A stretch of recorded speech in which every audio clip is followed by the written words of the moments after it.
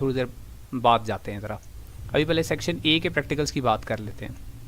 तो मैंने कल जो वीडियो बनाई थी वो कुछ बेसिक चीज़ें समझ लें कि आपको समझाने की कोशिश की थी, और फिर उसके बाद मैंने वर्कशीट्स भी कुछ सॉल्व की थी जिसमें मैंने आपको डिस्टिलेशन के बारे में कुछ बताया था और क्रोमेटोग्राफी के बारे में एक्सप्लेन किया था कि क्रोमेटोग्राफी का मेथड होता क्या है, क्रोमेटोग्राफी में हम करते क्या हैं, और आपको क्वेश्चन जो है वो किस किस्म के आ सकते हैं। वो डिटेल में वीडियो बाद में आप लोग देख लेंगे, उस पर हम इतनी ज़्यादा बहस नहीं करेंगे। हाँ, एक दो इम्पॉर्टेंट पॉइंट्स दोबारा से फिर हम देख लेते हैं, स्पेशली डिस्टिलेशन में कि किस किस्म के क्वेश्चंस आपको आ सकते हैं, और थोड़े से डिफरेंट करके क्वेश्चंस हम कर लेते हैं। ठीक है जी जी क्वेश्चंस का ही बताने लगूँ कैसे क्वेश्चंस आएंगे। ठीक है, तो अब देख लीजिएगा ज़रा गौर से कैसे क्वेश्चंस आएंगे। सबसे पहली चीज़ आपको पता होनी चाहिए इन एक्सपेरिमेंट्स में जो आप अपरेटस यूज़ कर रहे हैं उसके बारे में आपको you must be very crystal clear. Apparatus की लेबलिंग हो, अपरेटस आपसे पूछा जाए कौन सा यूज़ करेंगे, ये आपको क्लियर होना चाहिए कि कौन सा अपरेटस आप यूज़ करेंगे, और लेबलिंग आपको पता होनी चाहिए। तो कल कुछ लेबलिंग बताई थी, आज एक और मेरे पास डायग्राम है उसमें इससे भी अच्छी लेबलिंग हुई हुई है, वो देख लेते हैं साथ साथ। और ये लेबलिंग आपने यूँ समझ लें याद कर लेनी है, जैसे आपने बायोलॉजी में वो लेबलिंग याद की थी, बिल्कुल एग्जैक्टली इधर भी इसको इस डायग्राम को अच्छी तरह याद कर लेना है। ठीक है जी। अब इसमें कुछ चीज़ें जो हैं वो बहुत ज़्यादा कॉमन है, वो नहीं आएंगी, जिनके ऊपर मैं मार्क लगाता जाऊँगा ना वो नोट डाउन करते जाएँ। ठीक है, सबसे पहले इस अपरेटस को कहते क्या हैं, इसको fractional distillation apparatus, fractional distillation plant इस अपरेटस को बोलते हैं। फ्रैक्शनल डिस्टिलेशन प्लांट भी बोलते हैं, फ्रैक्शनल डिस्टिलेशन अपरेटस भी बोलते हैं। ये पूरा का पूरा अपरेटस, इस सारे के सारे को फ्रैक्शनल डिस्टिलेशन अपरेटस बोलते हैं। लेकिन अब इस अपरेटस के अंदर स्पेसिफिकली जो इसके पार्ट्स हैं उनको हमने अब लेबल करना है। अब वो कैसे लेबल करना है, वो हुए हुए हैं पहले तो, लेकिन कौन कौन से इंपॉर्टेंट है मैं उनके ऊपर मार्क लगा रहा हूँ। ठीक है, वो देख लें। सबसे इंपॉर्टेंट जो है ना वो ये है, ये condenser, this is called a condenser. ये पूरा का पूरा एक कंडेंसर है, यानी यहाँ पे इसका मतलब है कंडेंसेशन का प्रोसेस होता है। कंडेंसेशन क्या चीज़ होती है, कंडेंसेशन होती है कि वेपर्स को लिक्विड में कन्वर्ट किया जाता है कंडेंसेशन के अंदर। तो यहाँ कंडेंसेशन होती है, इसी को कंडेंसर बोलते हैं। अब इस कंडेंसर में देखें तो पानी वाटर इस नीचे वाले होल से यहाँ से इनलेट इन होगा और यहाँ से वाटर जो है वो आउट होगा, वाटर ही कंडेंस करेगा असल में। तो कंडेंसर वाटर इनलेट कहाँ है और वाटर आउटलेट कहाँ है ये आपको पता होना चाहिए। This is very very important, condenser ये आपको पता होना चाहिए। उसके बाद ये है फ्रैक्शनेटिंग कॉलम, इसको लाजमी मार्क कर लें। फ्रैक्शनेटिंग कॉलम, इसकी लेबलिंग आपको आनी चाहिए। ठीक है, उसके बाद थर्मोमीटर कहाँ पर लगा होना चाहिए, ये ज़रा गौर से देखें। थर्मोमीटर का जो बल्ब है वो आप अगर गौर से देखें तो बल्ब यहाँ पर होगा जहाँ से वेपर्स ने ऊपर होकर इस कंडेंसर के अंदर जाना है। थर्मोमीटर का बल्ब इससे ऊपर नहीं हो सकता, इससे नीचे नहीं हो सकता। थर्मोमीटर का बल्ब यहाँ पर होगा, क्योंकि एल्कोहल के जो वेपर्स हैं वो जब राइज करके जाएंगे कंडेंसर की तरफ तो थर्मोमीटर उनका टेम्परेचर आपको बताएगा। जब एल्कोहल हीट अप होगा, एल्कोहल जब बॉयल होगा, जब अपने बॉइलिंग पॉइंट पर पहुंचेगा तो यहाँ से उसके वेपर्स इधर जाएंगे कंडेंसर में, और कंडेंसर उनको कंडेंस करके लिक्विड में कन्वर्ट करेगा, और यहाँ पर हम रिसीविंग फ्लास्क के अंदर उनको रिसीव करेंगे एज अ लिक्विड। तो थर्मोमीटर कहाँ पर होना चाहिए, ये क्वेश्चन भी और ये लेबलिंग में भी आपको पता होना चाहिए। अच्छा, फिर उसके बाद ये रिसीविंग फ्लास्क है, ये रिसीविंग फ्लास्क, इसको कॉनिकल फ्लास्क भी बोल सकते हैं, लेकिन रिसीविंग फ्लास्क भी। और लाजमी याद रखना है ये जो नीचे हमें मिलेगा यहाँ पे प्रोडक्ट, ये डिस्टिलेट बोलेंगे इसको, जो यहाँ पर अल्कोहल आएगा लिक्विड फॉर्म में उसको हम डिस्टिलेट बोलेंगे।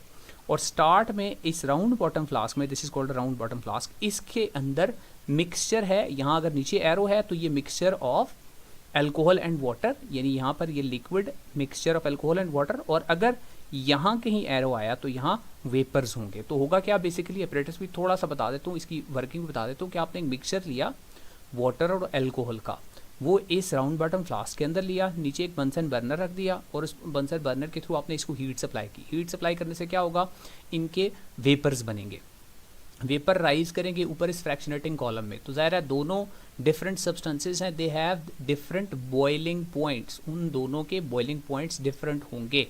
अब एक और बात, ये फ्रैक्शनेटिंग कॉलम जो है ना, इसके अंदर छोटे छोटे बीड्स होते हैं, वेरी स्मॉल बीड्स। वो क्या करते हैं, बीड्स, ये लिख लो, beads provide larger surface area, larger surface area किस लिए, कि यहाँ पर जो मॉलिक्यूल्स जाएंगे, जो वेपर्स जाएंगे, किस किस के जाएंगे, वाटर के जाएंगे और अल्कोहल के जाएंगे। तो जो वाटर वाले हैं उनको वो वापस नीचे भेज देगा, ये फ्रैक्शनेटिंग कॉलम, और जो अल्कोहल वाले हैं उनको ऊपर भेज देगा, और वो इधर से फिर कंडेंसर के अंदर चले जाएंगे। ये काम करेगा ये फ्रैक्शनेटिंग कॉलम। ये इसकी वर्किंग आपको बतानी चाहिए क्या करेगा। और फिर जब कंडेंसर में से जाएगा तो यहाँ बाहर जैकेट है, जैकेट के अंदर पानी होगा, और उस पानी की वजह से ये वेपर्स कंडेंस होकर लिक्विड में कन्वर्ट हो जाएंगे, और वो लिक्विड यहाँ से अल्कोहल का लिक्विड यहाँ में मिल जाएगा। अल्कोहल इधर आ जाएगा और बाकी इधर पीछे जो है वो पानी रह जाएगा। ये इसकी वर्किंग है।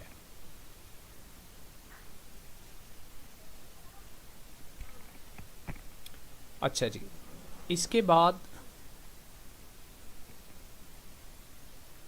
क्वेश्चंस इससे रिलेटेड कल हम वर्कशीट्स में कर चुके हैं, इसलिए अभी और उस पर ज़्यादा हम और कुछ ऐसे क्वेश्चंस हैं नहीं जो करने वाले हों, तो आगे चलते हैं।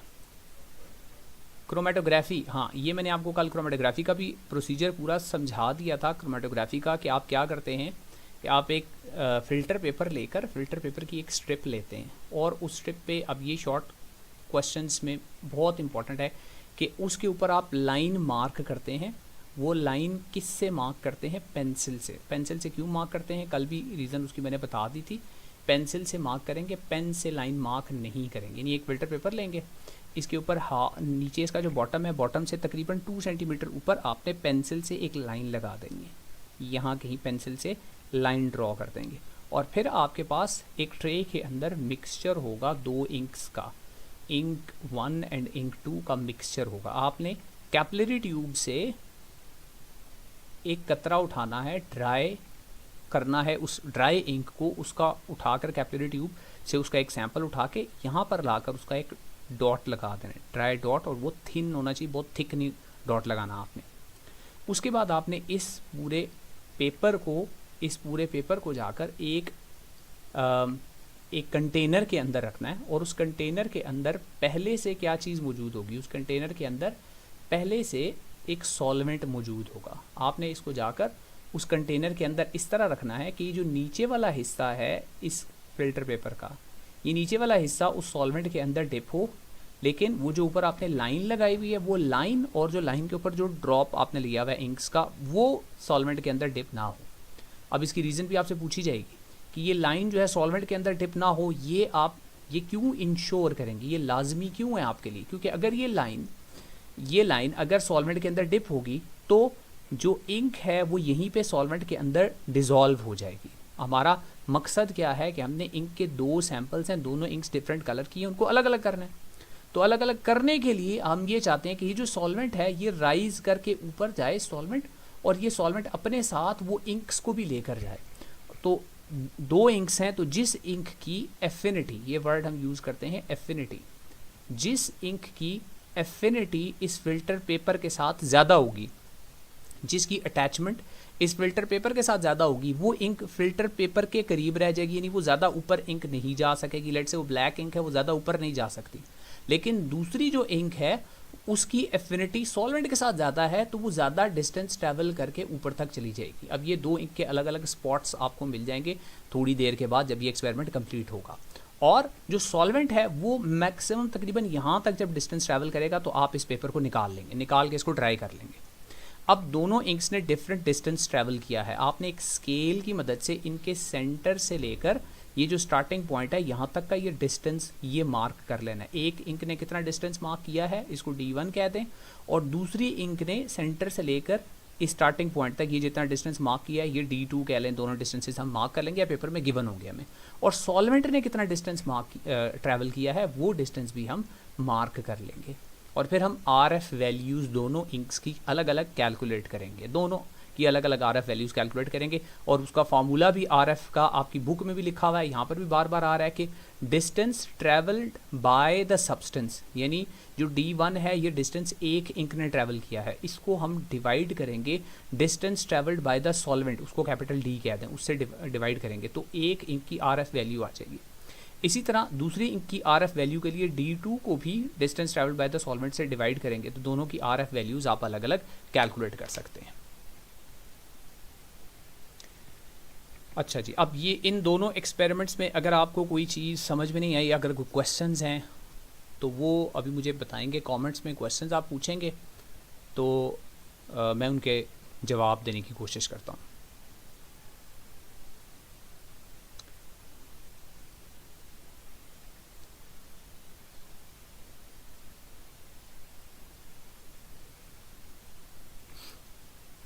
मुझे ये कमेंट्स बंद करने पड़ेंगे अगर ऐसी गपशप ही लगानी है तो, अगर पेपर प्रैक्टिकल से मुतालिक अगर क्वेश्चंस नहीं करने तो।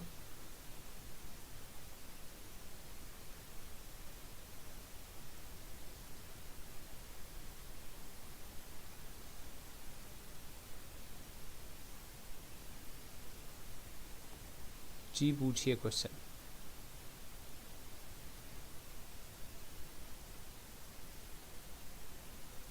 नमाज की ब्रेक 5:30 बजे होगी, नमाज पर ब्रेक लेते हैं।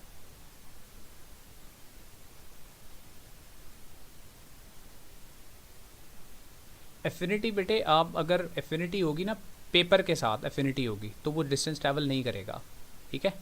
पेपर के साथ अगर एफिनिटी होगी तो डिस्टेंस ट्रैवल नहीं करेगा, पेपर के साथ ही समझ लें, पेपर के ऊपर ही रह जाएगा, ज़्यादा डिस्टेंस ही नहीं ट्रैवल करेगा।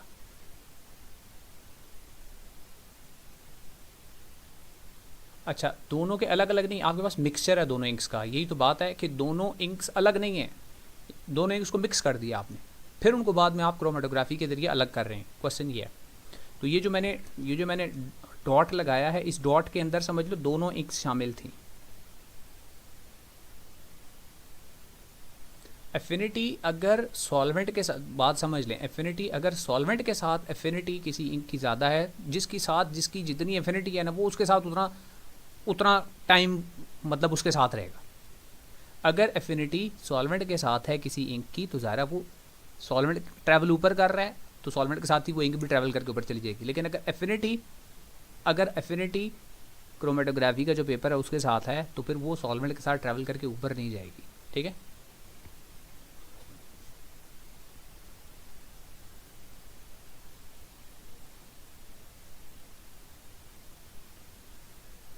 आर एफ निकालना दोबारा समझा देता हूँ आपको। डिस्टेंस गिवन होंगे, देखें दो इंक्स हैं, दोनों इंक्स क्रोमेटोग्राफी के पेपर के ऊपर डिस्टेंस ट्रैवल करके ऊपर की तरफ जा रही हैं। दोनों इंक्स एक जैसा डिस्टेंस ट्रैवल नहीं करती, दोनों इंक्स डिफरेंट डिस्टेंस ट्रैवल करती हैं, ठीक है।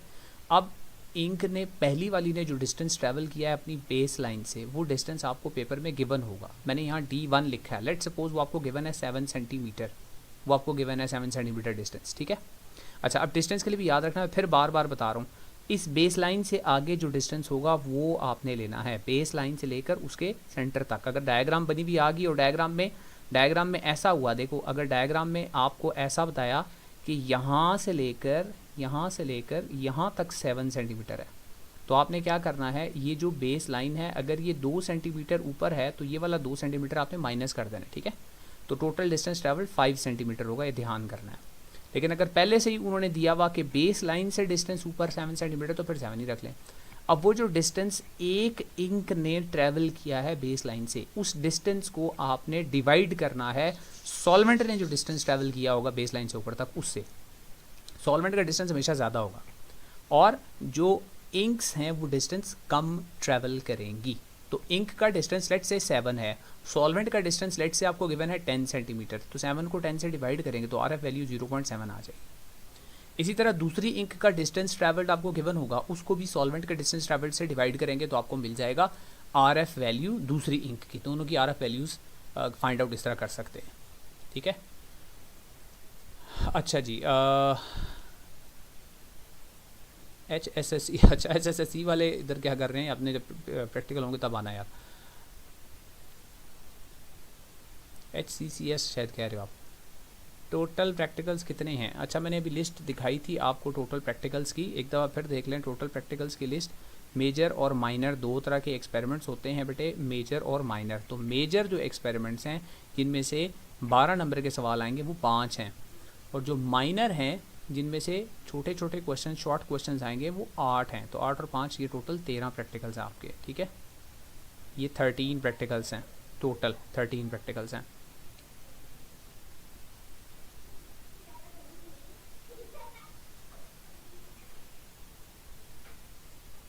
हाँ जी, अब आगे चलते हैं अगले पीबीए की तरफ। इससे रिलेटेड क्वेश्चंस मैं बार बार साथ साथ बताता भी आया हूँ, वीडियो भी बना चुका हूँ कि ये पेंसिल से लाइन क्यों लगानी है, पेन से क्यों नहीं लगानी, 2 सेंटीमीटर ऊपर क्यों लगानी है, सॉल्वेंट के अंदर की लाइन डिप क्यों नहीं होनी चाहिए, ये सारी बातें बता चुका हूँ। आरएफ वैल्यू कैसे कैलकुलेट होती है, ये इससे रिलेटेड क्वेश्चन है, ठीक है। आगे अगला प्रैक्टिकल की तरफ चलते हैं। ठीक है, 13 ही करने हैं जी, 13 ही करने हैं जी, सारे कवर करवाऊंगा, बेफिक्र हो, सारे कवर करवाएंगे। वॉल्यूम वाला प्रैक्टिकल करवाएं, हाँ जी, उसी तरफ जा रहे हैं, उसी तरफ जा रहे हैं, उसी तरफ जा रहे हैं, ठीक है। इस क्वेश्चन का आंसर बता दें कि why we should rapidly mark solvent front after taking paper out of the tank, और क्या है पूरा क्वेश्चन, क्या है, इवेपोरेशन से बचाने के लिए यार, और कुछ नहीं। और नहीं सॉरी, ये वो लिड क्यों रखते हैं, वो इवेपोरेशन से बचाने के लिए। आपको फ़ौरन से रीडिंग क्यों लेनी चाहिए, फ़ौरन से इसलिए लेनी चाहिए कि सॉल्वेंट जो है ना, वो सॉल्वेंट का डिस्टेंस जो वो ट्रैवल कर रहा है ना इस पेपर के ऊपर, ये यहाँ तक डिस्टेंस होना चाहिए। सॉल्वेंट को आपने अलाउ नहीं करना कि वो पेपर से बाहर वो डिस्टेंस ट्रैवल कर ले, फिर आपकी रीडिंग जो मार्किंग है ना वो गलत हो जाएगी, आपकी वैल्यूज़ है ना वो ठीक नहीं आएंगी, ठीक है जी। मैंने अभी इससे रिलेटेड क्वेश्चंस बोले हैं, बताए हैं ना आपको, ठीक है। अभी अगले प्रैक्टिकल की तरफ चलते हैं, ज़रूरत पड़ी तो इस पर वापस आ जाएंगे, ठीक है। दूसरा भी क्रोमेटोग्राफी का है, इसके साथ का ही है, उसकी भी इसी तरह का प्रोसीजर है, इसलिए वो वाला मैं नहीं करवा रहा, मैं डायरेक्ट NaOH वाले की तरफ जा रहा हूँ। बहुत इंपॉर्टेंट प्रैक्टिकल है NaOH वाला। अच्छा, अभी इससे रिलेटेड ना वर्कशीट्स कराता हूँ, उसमें क्वेश्चन आएंगे, मैं आपसे फिर उनके जवाब पूछूंगा, ठीक है। तो अभी ये प्रैक्टिकल है, determine the exact molarity of NaOH solution volumetrically. NaOH solution की मोलैरिटी हमने फाइंड आउट करनी है वॉल्यूमेट्रिकली। ये टाइट्रेशन का एक्सपेरिमेंट है और बहुत बहुत इंपॉर्टेंट एक्सपेरिमेंट है। इधर भी जो रिलेटेड अपरेटस है, ठीक है, वो नोट डाउन कर लें, उसको आपको पता होना चाहिए कि नाम क्या है अपरेटस का नाम आपको सबका पता होना चाहिए। थ्योरीज़ की बताता हूँ, ये सारी चीज़ें बताता हूँ, ये नोट डाउन कर लें, ये क्या चीज़ है, ये क्या चीज़ है, ये क्या चीज़ है, ये क्या चीज़ है, ये इन सब के नाम में तो लिखने लगूँ। ये जो पहला वाला मार्क मैंने किया है ना, फर्स्ट वन, ये वाला, इसके साथ लिखते तो ये होता है पिपेट। पिपेट क्यों यूज़ होता है, अगर आपने फिक्स्ड वॉल्यूम लेना हो, it is use to carry out to take fixed volume of liquid. किसी लिक्विड का फिक्स्ड वॉल्यूम लेना हो तो पिपेट लेते हैं, ठीक है। ये जो नीचे वाले मार्क किया है, ये है कॉनिकल फ्लास्क, ये नीचे कॉनिकल फ्लास्क है। अच्छा, ये जो मार्क मैंने किया है ये है पिपेट फिलर। पिपेट फिलर नहीं, सॉरी, ये पिपेट फिलर नहीं है, ये ड्रॉपर है। पिपेट फिलर यहाँ पे बना हुआ नहीं है, खैर पिपेट फिलर भी दिखा दूंगा। ये वाला, ये जो इधर है ये है ब्यूरेट, ये वाला जो स्टैंड के अंदर लगा हुआ है ये है ब्यूरेट, इज कॉल्ड ब्यूरेट। और ये भी नीचे कॉन्ट्रोल फ्लास्क है, ये स्टैंड है, ठीक हो गया। अब इसमें जो अपरेटस रिक्वायर्ड है वो बता दिया, केमिकल्स रिक्वायर्ड वो लाजमी आपने नोट डाउन कर लेने हैं। सबसे पहले आपको कोई एसिड चाहिए। अब एसिड यूजुअली ऑक्सैलिक एसिड होता है, HCl भी हो सकता है, ऑक्सैलिक एसिड भी, डिपेंड करता है कि आपको पेपर में जो क्वेश्चन आता है उसमें कौन सा एसिड है। तो एसिड HCl चले कह लेते हैं, और बेस यहाँ पे जो अल्कली है, अल्कली ज़ाहिर है जिसकी हम मोलैरिटी फाइंड आउट कर रहे हैं, वो है NaOH सोडियम हाइड्रोक्साइड, ठीक है। उसके बाद तीसरी चीज़ होती है इंडिकेटर। इंडिकेटर, यहाँ पर इंडिकेटर है फिनोल्फ्थलीन, ये लिखा हुआ है खैर यहाँ पे, फिनोल्फ्थलीन, ये इंडिकेटर यूज़ हो रहा है, ठीक है। और फिर उसके बाद डिस्टिल्ड वाटर भी इस्तेमाल हो रहा है, डिस्टिल्ड वाटर, ये नोट डाउन कर लें। लास्ट टाइम भी ये पूछे गए थे पेपर में। अच्छा, उसके बाद आप करेंगे क्या, आपको जो एसिड है ना, एसिड की कॉन्सेंट्रेशन, आपको एसिड की मोलैरिटी उसकी पता होगी आपको, ये लिखा हुआ है 0.1 मोलर HCl, यहाँ पर लिखा हुआ है। तो 0.1 0.2 मोलर HCl आपको पता होगा कितनी मोलैरिटी है उसकी एसिड की। अच्छा, जो बेस है उस बेस की मोलैरिटी आपने फाइंड आउट करनी होगी, लेकिन वॉल्यूम आपको एसिड का भी पता होगा और वॉल्यूम आप बाद में बेस का भी पता लगा लेंगे। अब अपरेटस कैसे यूज़ करेंगे, करेंगे क्या इसको, तो सबसे पहले आप लेंगे इस कॉनिकल फ्लैस्क के अंदर बेस ले लेंगे। इस कॉनिकल फ्लैस्क के अंदर इसका प्रोसीजर भी सुन लें, इसको अपने वर्ड्स में आप लिख सकते हैं, नीचे लिखा हुआ है, इसका टेक्स्ट इतना अच्छा नहीं है लेकिन बहरहाल लिखा हुआ है नीचे, भी थोड़ी देर में स्क्रीनशॉट के लिए आपको दे देता हूँ नीचे। तो आपने सबसे पहले क्या करना है, इस कॉनिकल फ्लैस्क के अंदर वो बेस ले लेनी है जिस बेस की आपने मोलैरिटी फाइंड आउट करनी है, ठीक है। और उस बेस का एक फिक्स्ड वॉल्यूम आपने लेना है, लेट से 10 सेंटीमीटर क्यूब या 20 सेंटीमीटर क्यूब या 50 सेंटीमीटर क्यूब, ये बेस आपने खुद से ले ली। फिर आपने इसके अंदर वो इंडिकेटर डाल दिया, कौन सा इंडिकेटर डाल दिया, फिनोल्फ्थालीन इंडिकेटर मैंने इसके अंदर डाल दिया। फिर इस ब्यूरेट के अंदर मैंने एसिड ले लिया। अब एसिड का स्टार्टिंग वॉल्यूम मुझे पता है कितना लिया मैंने, स्टार्टिंग 0 से स्टार्ट किया है या 10 से स्टार्ट किया है, इसका स्टार्टिंग वॉल्यूम मुझे पता होगा। यानी मैंने लेट सपोज ये 0 से स्टार्ट किया है, इसकी वैल्यू मैंने, अब मैंने क्या करना है, अब मैंने यहाँ से नीचे जो स्टॉपर है इसको पहले रोका हुआ है, स्टॉप किया हुआ है। अब इस स्टॉपर को ओपन करूँगा और एक एक ड्रॉप बाय ड्रॉप एसिड इस कॉनिकल फ्लास्क के अंदर डालेंगे, जिसमें पहले से क्या चीज़ मौजूद है, पहले से बेस NaOH मौजूद है एल्कली, और साथ उसके इंडिकेटर भी ऐड हुआ है, और साथ साथ इसको हिलाते जाना है, शेक करते जाना है, एक एक ड्रॉप ऐड करना है एसिड का, और इसको शेक करते जाएंगे। और शेक कब तक करते जाएंगे, जब तक हमें एक वर्ड हम यूज़ करते हैं एंड पॉइंट नहीं मिल जाता। अब वो एंड पॉइंट क्या है, एंड पॉइंट हमें कैसे पता चलता है, एंड पॉइंट हमें पता चलता है कलर चेंज से। अब कलर चेंज एंड पॉइंट का यहाँ लिखा हुआ है लाइट पिंक, जब कलर लाइट पिंक हो जाए, इंडिकेटर में पिंक डार्क पिंक था, वो आहिस्ता आहिस्ता लाइट पिंक हो जाए कलर, तो तब आपने रोक देना है, तब इस स्टॉपर को स्टॉप कर देना है। स्टॉपर को स्टॉप करके फाइनल जो वॉल्यूम है वो नोट डाउन कर लेंगे कितना है, तो फाइनल माइनस इनिशियल करेंगे तो आपको पता चलेगा कि आपने कितना वॉल्यूम HCl का इस्तेमाल किया है, यूज़ किया है। वॉल्यूम ऑफ HCl आपको पता चल जाएगा, ठीक हो गया। वॉल्यूम ऑफ बेस पहले से आपको पता है 10 सेंटीमीटर क्यूब है। अब मैं नीचे कुछ सिंबल्स यूज़ करने लगा हूँ। वॉल्यूम ऑफ बेस को मैं V1 कहता हूँ, मोलैरिटी ऑफ बेस को मैं M1 कहता हूँ, वॉल्यूम ऑफ एसिड को मैं V2 कहता हूँ, और वॉल्यूम मोलैरिटी ऑफ एसिड को मैं M2 कहता हूँ। तो M2 है एसिड की मोलैरिटी, वो मुझे पहले से पेपर में गिवन होगी, 0.1 मोलर 0.2 मोलर, ये मुझे पहले से गिवन है। उसके बाद वॉल्यूम ऑफ एसिड, ये मैंने अभी प्रैक्टिकल में फाइंड आउट किया। अच्छा, वॉल्यूम ऑफ बेस ये भी मुझे पहले से गिवन है 10 सेंटीमीटर क्यूब। अब इसमें से एक ही अननोन है, वो अननोन है मोलैरिटी ऑफ NaOH, इसको मैं M1 कह रहा हूँ, इसका कलर मैंने डिफरेंट कर दिया है, इसकी मैंने वैल्यू फाइंड आउट करनी है।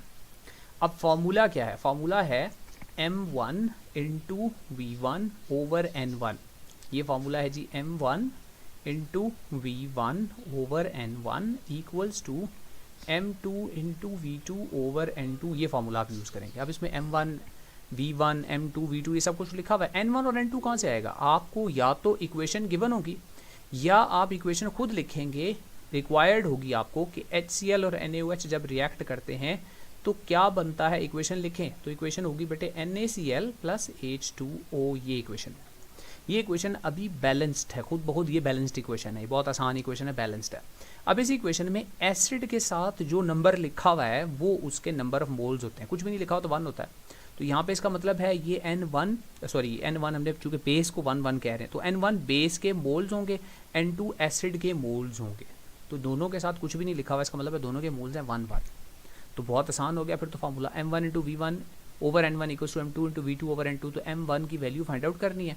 N1 भी 1 हो गया, तो अब इसको थोड़ा सा क्रॉस मल्टीप्लाई करके सॉल्व कर लेते हैं। तो M1 किसके इक्वल होगा, M1 इक्वल टू होगा M2 V2 over N2 multiplied by divided by V1। ये V1 यहाँ से दूसरी तरफ डिनोमिनेटर में इधर चला जाएगा, यहाँ आ जाएगा, V1 इधर आ जाएगा, ठीक हो गया। अब इसमें वो सारी वैल्यूज़ पुट कर देंगे, और N1 भी चले, N1 भी इधर आ गया। अब M2 की वैल्यू V2 की वैल्यू V1, ये 1 और 1 तो कैंसिल हो गए, M2 V2 ओवर V1 ये वैल्यूज़ इधर से पुट कर देंगे ऊपर से। M2 है 0.1, M2 की जगह पे मैं 0.1 लिख देता हूँ।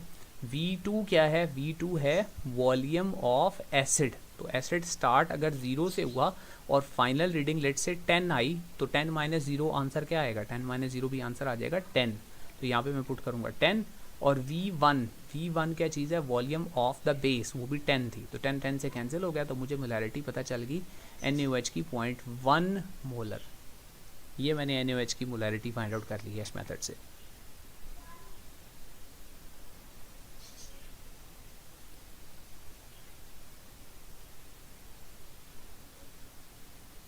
NaOH एसिड नहीं है, NaOH बेस है, सोडियम हाइड्रो ऑक्साइड।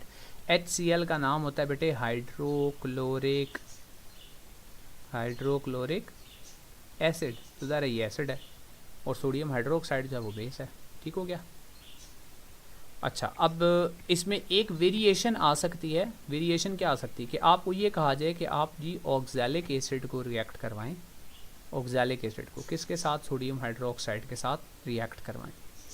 हो सकता है आ जाए, अल्लाह करे ना आए, लेकिन हो सकता है आ जाए। तो फिर इसमें क्या करेंगे, इसमें चेंज क्या होगी, देखें ऑक्सैलिक एसिड का फार्मूला जो है ना वो थोड़ा सा चेंज होता है, थोड़ा सा डिफरेंट होता है। एक तो उसका फार्मूला COOH होल ट्वाइस ऐसे भी लिख सकते हैं, लेकिन मैं उसको ऐसे प्रेफर करता हूँ, उसको ऐसे लिखना है H2C2O4। एक ही बात है, ये COOH होल ट्वाइस और H2C2O4। अच्छा, प्लस करूँ अगर मैं इसमें NaOH यानी रिएक्ट करवाऊँ दोनों को, बेसिकली टाइट्रेशन का रिएक्शन करवाऊँ दोनों का, तो बनेगा क्या, बनेगा जी Na2C2O4। ये क्या होता है, ये होता है सोडियम ऑक्सलेट, ये सॉल्ट है, ये सॉल्ट बनेगा, और सॉल्ट प्लस वाटर बनता है, तो यहाँ पर वाटर बनेगा। अब ये बैलेंस्ड नहीं है इक्वेशन, ठीक है, इसको बैलेंस्ड करना है। बैलेंस कैसे करना है, इसके पीछे 2 लिख दें, क्योंकि इधर Na के साथ 2 लिखा हुआ है, ये 2NaOH हो जाएगा। अच्छा, H2O को बैलेंस करने के लिए, हाइड्रोजन को बैलेंस करने के लिए यहाँ पे भी 2 लिख दें। अब ये बैलेंस हो गया, लेकिन इसकी बैलेंसिंग एक तो आपने खुद करनी है, दूसरा इसकी बैलेंसिंग के बाद एक छोटा सा प्रॉब्लम क्या आएगा, वो जो ऊपर मैंने फार्मूला लिखा है वो क्या फार्मूला था, M1 into V1 over N1 equals to M2 into V2 over N2। अब इसमें N1 और N2 दोनों 1 1 नहीं है, दोनों 1 1 नहीं है, क्यों। अब आप गौर से देखें, बेस के साथ एक नंबर लिखा हुआ है 2, तो बेस के मोल्स हो गए 2, तो यहाँ N1 की जगह पे आपने 2 लिखना है, बेस की जहाँ वैल्यू लिखी हुई है मोल्स की वहाँ 2 लिख देना है। और एसिड का यहाँ कुछ नहीं लिखा हुआ, तो इसका मतलब है 1 ही है, तो N2 की जगह पे आपने 1 ही लिखना है। अब इसको थोड़ा सा मैं रीअरेंज करूँगा, तो M1 की वैल्यू उसी तरह फाइंड आउट होगी जैसे पहले फाइंड आउट हुई थी, यानी M2 V2, और अब ये N1 इधर आके मल्टीप्लाई होगा, और उधर से V1 और इधर से N2 ये होंगे। आप इसमें वैल्यूज पुट करें, तो आप N1 की जगह पे 2 लिखेंगे और N2 की जगह पे 1, और बाकी उनकी वैल्यूज पुट करेंगे, तो मोलैरिटी की वैल्यू ज़रा डिफरेंट आएगी आपके पास। ठीक है जी। अच्छा, अब आपको एक और बात, एक वैल्यू कभी भी नहीं वॉल्यूम की गिवन होगी, रीडिंग एक से ज़्यादा दफ़ा ली जाती है, एक से ज़्यादा दफ़ा, आपने एक से ज़्यादा दफ़ा एसिड दिया ब्यूरेट में, एक एक ड्रॉप करके नीचे एसिड को बेस के साथ रिएक्ट करवाया, टाइट्रेशन कंप्लीट करवाई, एंड पॉइंट के ऊपर जाके वॉल्यूम नोट डाउन किया, ये एक से ज़्यादा दफ़ा, और पेपर में आपको ये वैल्यूज़ एक से ज़्यादा दफ़ा गिवन होंगी। इनिशियल रीडिंग 0 से स्टार्ट हुई, फाइनल रीडिंग 10 होगी, तो डिफरेंस कितना आया, 10 माइनस 0 10 आ गया। अच्छा, इनिशियल रीडिंग फिर 10 से स्टार्ट हुई और फाइनल 20 होगी, तो 20 माइनस 10 फिर से 10 आया, लेकिन पेपर में हो सकता है ये थोड़ा सा डिफरेंट कर दें, एक जगह आ जाए आपको वॉल्यूम यूज 10, दूसरी दफ़ा आ जाए हो सकता है 9, तीसरी दफ़ा हो सकता है आ जाए 10.5। तो आपने इन तीनों का क्या करना है, एवरेज। एवरेज कैसे लेते हैं, तीनों को प्लस करके 3 से डिवाइड करें, एवरेज वॉल्यूम यूज्ड आपके पास आ जाएगा। वो जो वॉल्यूम यूज्ड है, वो वॉल्यूम यूज्ड एसिड का है, वो वैल्यू आपने यहाँ इस फार्मूला के अंदर पुट करनी है। फार्मूला के अंदर वैल्यू पुट करेंगे और वहाँ से आप polarity of NaOH find out कर लेंगे। अब मैं आपके कमेंट्स की तरफ फिर से आ रहा हूँ, कुछ क्वेश्चन कोई अगर है इस प्रैक्टिकल के बारे में तो वो पूछ सकते हैं।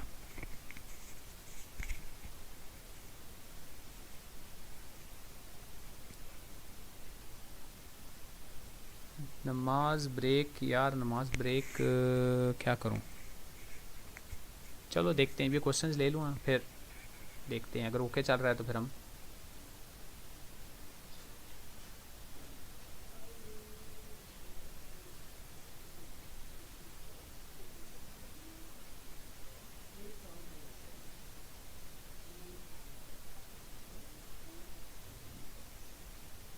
जी कैलकुलेशन आपने करनी होगी, जो वैल्यूज़ आपको गिवन होगी उसके मुताबिक कैलकुलेशन आपको खुद करनी पड़ेगी।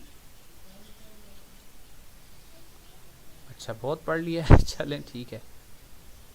अब M1 लाजमी नहीं है, लेकिन आप M1 मोलैरिटी ऑफ NaOH ही रख लें आसानी के लिए, सिंपलिसिटी के लिए आप M1 molarity of base NaOH रख लें, V1 उसी का वॉल्यूम रख लें और N1 उसके मोल्स रख लें।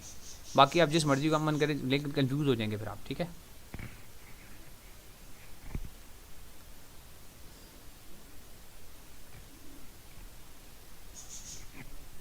आप M1 एसिड को रख लें, कोई परेशानी नहीं मुझे। M2 फिर आपको बेस की M2 फाइंड आउट करना होगा। देखिए मैथमेटिक्स आप खुद पढ़ रहे हैं, आप सब लोग जिस जिस वेरिएबल को आपने फाइंड आउट करना है ना, उसको इक्वेशन की एक साइड पे रखें, बाकी सबको दूसरी साइड पे भेज दें। चाहे M1 रखें चाहे M2 रखें, उससे कोई फ़र्क नहीं पड़ता, ठीक है।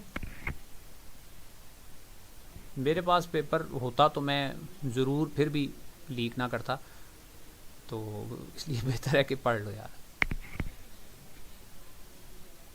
हाँ जी, इंपॉर्टेंट मैं स्टार्ट में बता चुका हूँ, ठीक है। इसकी लाइव स्ट्रीम के स्टार्ट में बताया था, ये इंपॉर्टेंट ही करवा रहा हूँ। क्रोमेटोग्राफी, NaOH वाला और फ्रैक्शनल डिस्टिलेशन वाला, ये सबसे इंपॉर्टेंट है।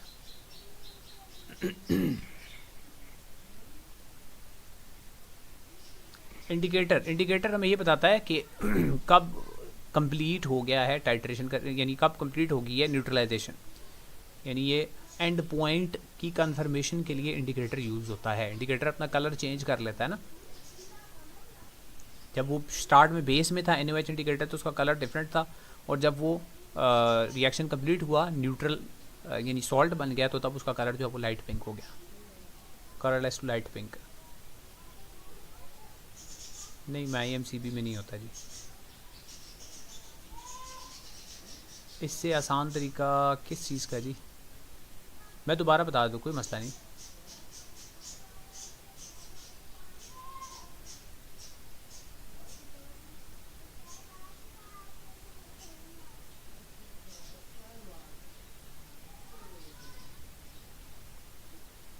नहीं, मेरा नाम माज नहीं है, मेरा नाम बिलाल है। ये क्लास 10 में है ये वाला, लेकिन आप इस तरह देखें, क्लास 9 और 10 को छोड़ दें, आप इनको मेजर और माइनर के तौर पे देखें। तो ये मेजर एक्सपेरिमेंट है।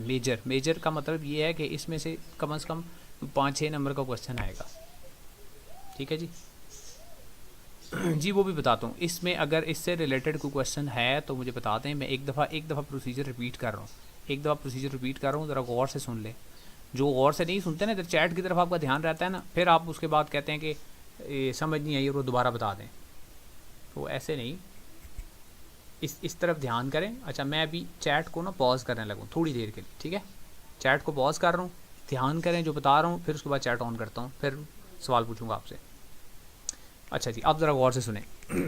इस एक्सपेरिमेंट में हम करेंगे ये बेटे, आपके पास 2 केमिकल्स होंगे। कौन कौन से केमिकल्स होंगे? एक एसिड होगा, एक बेस होगा। दोनों में से एक की मोलैरिटी आपको पता होगी। मोलैरिटी क्या होता है? Number of moles dissolved in 1 decimetre cube. Molarity की डेफिनेशन पता होनी चाहिए इस एक्सपेरिमेंट के लिए, पेपर में आएगी। Molarity is the number of moles dissolved per decimetre cube in a solution of a solution. अब आपको मोलैरिटी किस चीज़ की पता होगी? दोनों में से किस चीज़ की मोलैरिटी पता होगी? इस एक्सपेरिमेंट में अभी जो आपके कोर्स में शामिल है, इसमें आपको एसिड की मोलैरिटी पता होगी।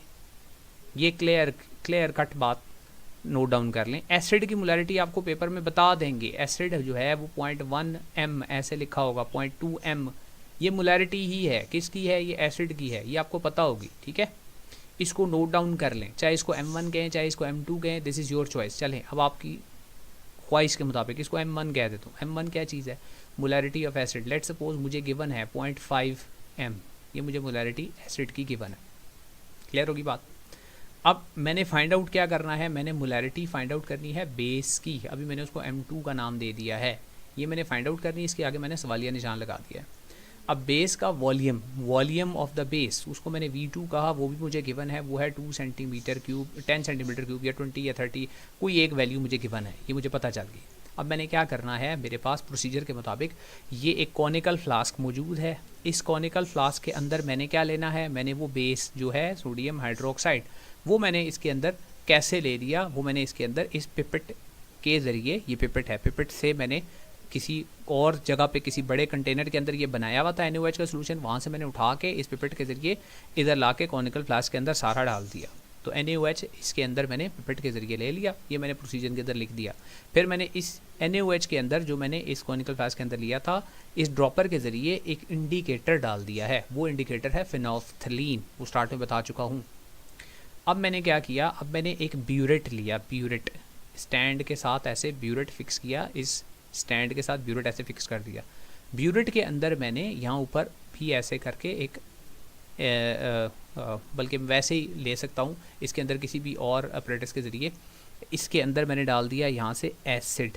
कौन सा एसिड? यूजुअली HCl है, हाइड्रोक्लोरिक एसिड, जिसकी मोलैरिटी मुझे 0.5 मोलर पता है। या वो मैंने एसिड इस ब्यूरेट के अंदर लेके उसको यहाँ तक उसको मार्क कर दिया, 0 तक मार्क कर दिया। ठीक हो गया। अब मैंने क्या किया, ये वाला जो कंटेनर है जिसके अंदर बेस थी, इसको यहाँ से उठाया और यहाँ रख दिया, किसके? इस ब्यूरेट के नीचे रख दिया ऐसे। ठीक। अब मैंने यहाँ से इसका स्टॉपर ओपन किया, एक एक कतरा यहाँ से इसके अंदर ड्रॉप बाय ड्रॉप यहाँ पे अंदर डालता गया एसिड का।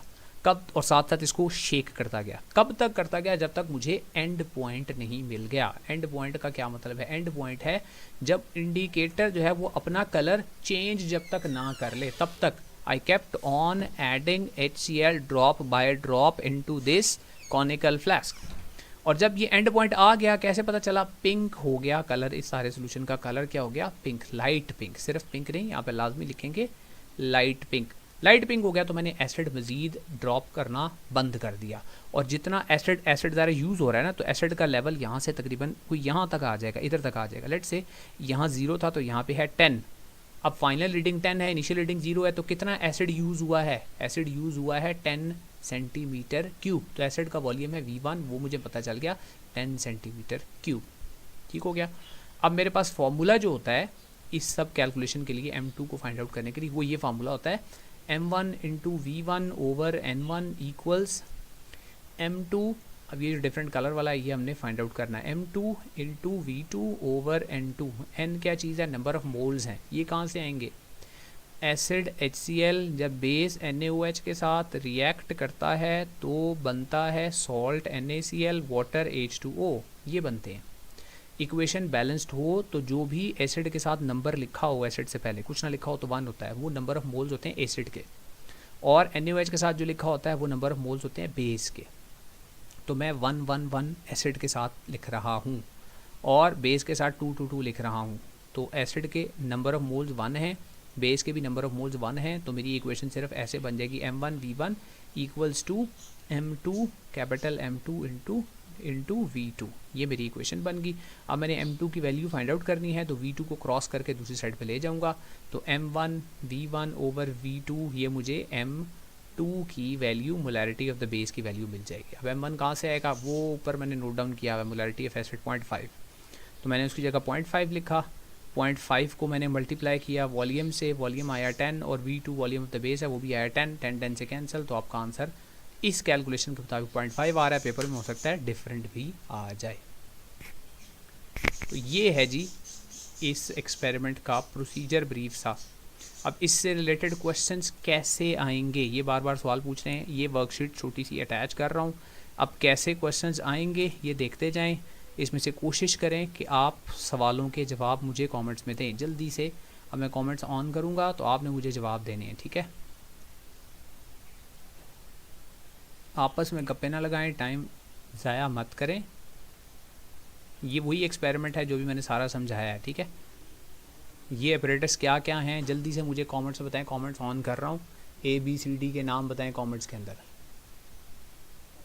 चलें, कमेंट्स ऑन हो गए हैं।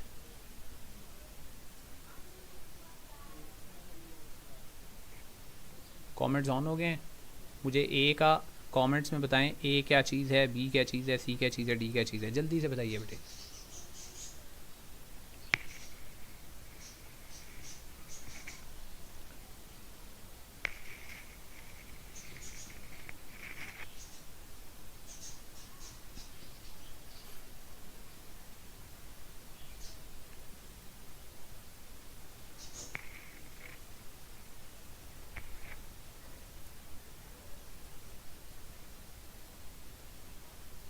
हाँ जी, एनीबॉडी ABCD की लेबलिंग बता दें मुझे।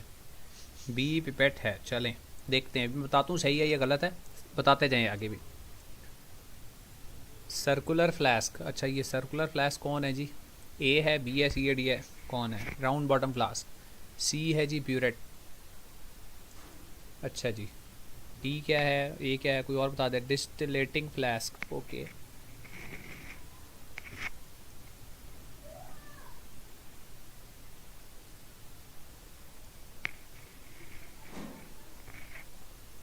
दोनों बातें ठीक हैं। अच्छा सी स्टॉपर है, it is not a stopper, ये पूरा एक अपरेटस है। देखो यहाँ से यहाँ तक ये है, आप नीचे खाली स्टॉपर को देख रहे हैं, पूरे अपरेटस का नाम बताना है। Thermometer, okay. अच्छा अब यहीं से पता चल रहा है कि आप लोग अपने मार्क्स जो है वो लूज़ करेंगे। ज़रा गौर से आप सुन लें कौन कौन क्या क्या है। ये वाला पहले वाला ना राउंड बॉटम फ्लास्क है, ठीक है, इसको फ्लास्क भी कह देंगे ठीक होगा, राउंड बॉटम फ्लास्क भी कहेंगे फिर भी ठीक होगा, डिस्लेटिंग फ्लास्क भी कहेंगे वो भी ठीक होगा, फ्लास्क लिख दें। राउंड बॉटम है तो इसलिए मैं राउंड बॉटम लिख रहा हूँ। दूसरा वाला है बेटे पिपेट, पिपेट। तीसरा ये ब्यूरेट है, ब्यूरेट। ये मेयरिंग सिलेंडर है, मेयरिंग सिलेंडर। तो अपने कॉन्सेप्ट ज़रा सही कर ले, ठीक है। थर्मोमीटर नहीं है ये, मेयरिंग सिलेंडर है। वो डी जो उसके ऊपर आ गया थोड़ा सा, इसलिए आपको शायद कन्फ्यूजन हो रहा है। मेयरिंग सिलेंडर है वैसे, थर्मोमीटर ऐसा नहीं होता, नीचे बल्ब लगा होता है उसके। पिपेट के स्पेलिंग सही कर लो यार, प्यूपेट नहीं है। ठीक हो गया। अब आगे चलें, अब अगले क्वेश्चंस भी सिलेंडर, मेयरिंग सिलेंडर कहेंगे सर, सिलेंडर नहीं कहेंगे, ठीक है। आगे जा रहे हैं। Why is oxalic acid a suitable primary standard for this experiment. अच्छा अब ये जो दो अपरेटस, दो किस्म के केमिकल्स थे, एक एसिड होता है केमिकल, एक होता है बेस केमिकल। इनमें से एक होता है प्राइमरी स्टैंडर्ड, दूसरा सेकेंडरी स्टैंडर्ड समझ लें। प्राइमरी स्टैंडर्ड कौन होता है? प्राइमरी स्टैंडर्ड वो होता है जो को प्योर थ्रू आउट रह सके और उसकी मदद से कॉन्सेंट्रेशन फाइंड आउट कर सकें दूसरे सब्सटेंस की। यानी यूँ समझ लें कि इन दोनों में से कौन सा है जो कि एक्सपेरिमेंट के दौरान एयर में से कोई चीज़ एब्जॉर्ब नहीं करेगा, एयर में से किसी चीज़ को एब्जॉर्ब करके उसकी कॉन्सेंट्रेशन पे कोई फ़र्क नहीं पड़ेगा, कोई और प्रोडक्ट नहीं बनाएगा वो। दोनों में से कौन सा है? क्या एसिड है या बेस है? बता सकते हैं कोई?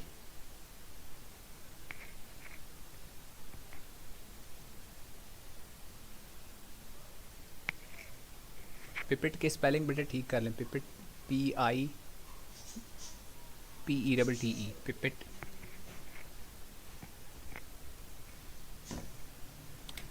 अच्छा जी, प्राइमरी स्टैंडर्ड जो होता है ना वो बेस NaOH नहीं हो सकता। क्यों नहीं हो सकता? आप बेस लेंगे कॉनिकल फ्लास्क के अंदर तो बेस क्या करेगा? बेस एयर में मौजूद CO2 के साथ रिएक्ट कर जाएगा इस वजह से, और ये मॉइस्चर अब्जॉर्ब करने की इसमें सलाहियत होती है। एसिड जो है रिमेन्स प्योर थ्रू आउट, इसकी कॉन्सेंट्रेशन चेंज नहीं होती इस वजह से, ठीक है जी। एसिड प्राइमरी स्टैंडर्ड है। नेम द इंडिकेटर यूज, अभी मैंने थोड़ी देर पहले बताया था, कमेंट्स में जल्दी से बताएं इंडिकेटर कौन सा है। हरी आप, ताकि अगले एक्सपेरिमेंट की तरफ चलें।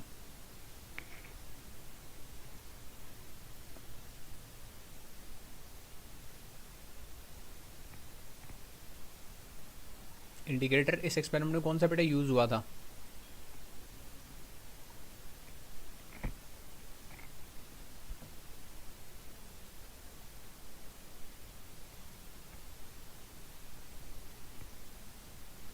जी बिल्कुल ठीक है जोहा, फेनोल्फथलीन इंडिकेटर यूज़ करेंगे यहाँ इस एक्सपेरिमेंट में। इंडिकेटर यूज़ करेंगे फेनोल्फथलीन, ये इंडिकेटर यूज़ करेंगे, ठीक है। Why is the above stated indicator use and what is the colour change at the end point? क्यों यूज़ करते हैं जी?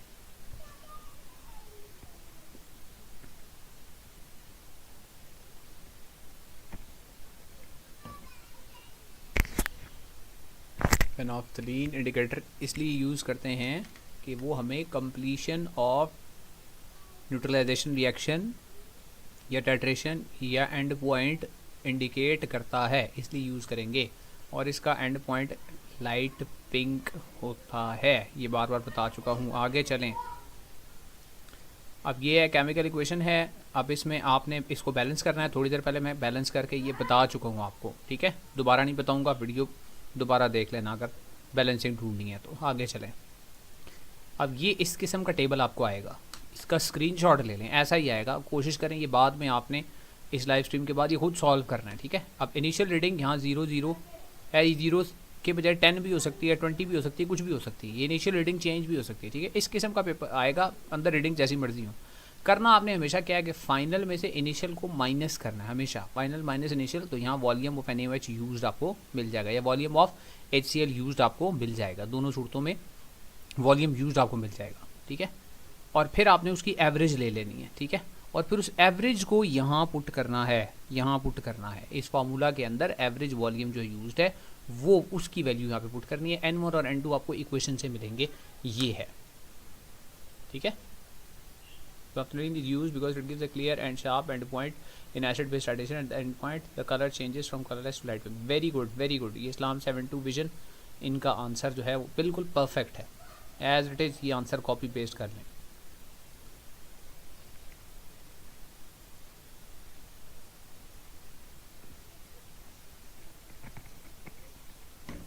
ठीक है जी, आई होप कि ये एक्सपेरिमेंट अब क्लियर हो गया होगा।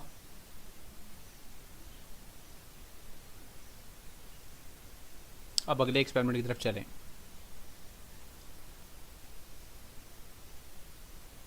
जी जी, इतना ही।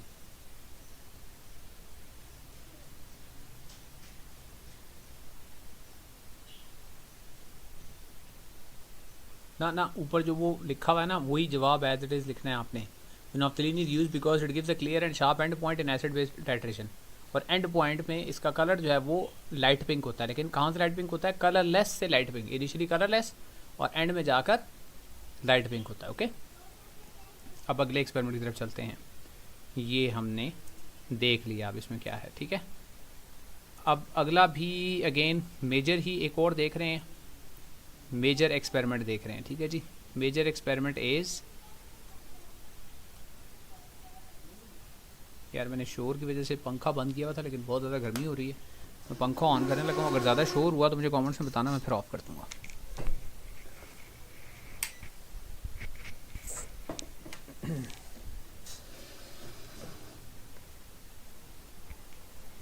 ऑक्सैलिक एसिड भी एक एसिड ही है बेसिकली, नाम से ही जाहिर है। ये बहुत अच्छा जो है वो स्टैंडर्ड होता है, इस वजह से इसको ऑक्सैलिक एसिड को भी यूज़ करते हैं। मैंने फॉर्मूला आपको बता दिया, ठीक है। टेबल को दोबारा समझाएं। अच्छा, मैं कैलकुलेशन करके दिखा देता हूँ यार। अच्छा चलो, आप लोग ये शायद समझ रहे हैं कि मैं कैलकुलेशन जो है वो आप पे इसलिए छोड़ रहा था यार, थोड़ा सा काम आप लोग भी कर लो। चले मैं कैलकुलेशन करके बता देता हूँ, ठीक है, परेशान नहीं होना। मैं रीडिंग्स चेंज करके कैलकुलेशन करके बता देता हूँ यार। और बताएं, अच्छा होगा क्या, देखें आपको यहाँ पर सिर्फ इनिशियल वॉल्यूम ब्यूरेट की रीडिंग, चाहे ब्यूरेट के अंदर एसिड लिया है चाहे बेस लिया, ठीक है, उसकी इनिशियल रीडिंग आपको गिवन होगी। इनिशियल रीडिंग अगर 0 गिवन है और फाइनल रीडिंग 22.5 गिवन है, इनको मैं चेंज करने लगा हूँ, ठीक है। ये नीचे वाले को अभी मैं चेंज करता हूँ, ठीक है। तो आपने क्या कैसे बताना है कि ब्यूरेट के अंदर इनिशियली 0 रीडिंग के ऊपर था जो भी एसिड या बेस था, यहाँ इस सिचुएशन में बेस है, फाइनली वो 22.5 हो गया, तो कितना यूज़ हुआ? तो आपने क्या करना है, 22.5 में से 0 माइनस करना है, तो क्या आएगा? 22.5 ही आएगा ना।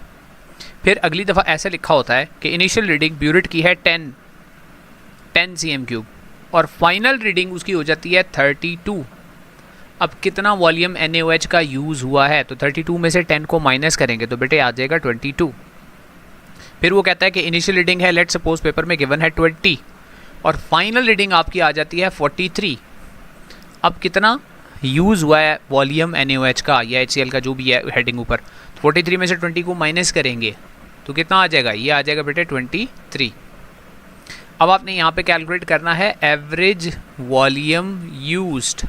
एवरेज वॉल्यूम यूज का नीचे बना हुआ होगा जगह पेपर में, ठीक है। तो एवरेज कैसे आती? ये जो आखिरी कॉलम में 3 चीज़ें हैं इनको आपने बेटे प्लस करना है। 22.5 सॉरी यहाँ पे लिखा गया 22.5 में प्लस करना है आपने 22 और उसमें प्लस करना है आपने 23 और फिर डिवाइड बाय करना है उन सबको 3 के, तो ये आपको मिल जाएगी बेटे एवरेज, ठीक है। ये एवरेज है, ठीक है।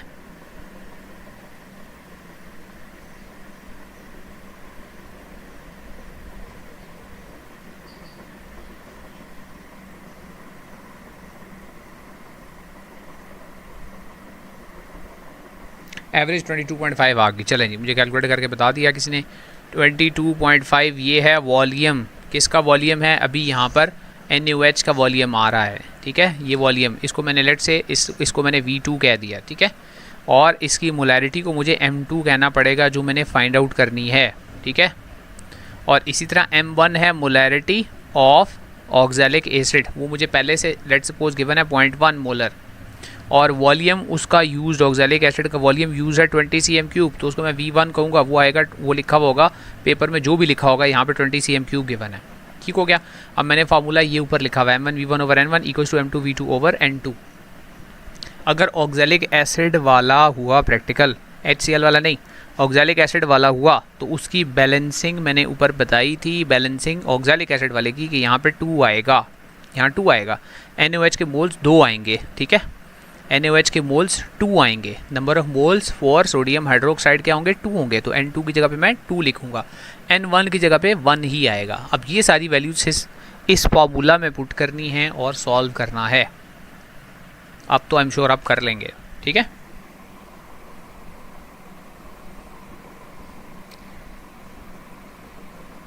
चलें, अब मैं थोड़ी देर के लिए फिर से कमेंट्स ऑफ कर रहा हूँ और अगले प्रैक्टिकल की तरफ जा रहा हूँ, फिर कमेंट्स ऑन करूँगा, ठीक है जी।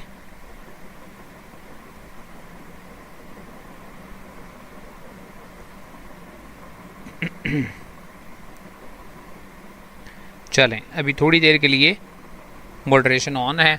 अब चूँकि हमने अगला प्रैक्टिकल देखना है अगला भी बहुत इंपॉर्टेंट है, इस वजह से अभी मैंने ये कमेंट्स वाला काम जो है वो ऑफ़ कर दिया। अब अगला प्रैक्टिकल क्या है, देखें, ये हो गया मोलैरिटी वाला, बहुत इंपॉर्टेंट प्रैक्टिकल था, और इसमें क्या क्या क्वेश्चंस हो सकते हैं वो मैंने आपको बता दिए, प्रोसीजर मैंने आपको बता दिया, इक्वेशन मैंने आपको बता दी, कैलकुलेशन मैंने आपको सारी बता दी।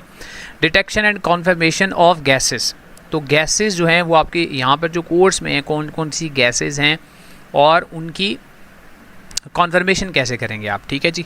तो सबसे पहली गैस है अमोनिया गैस।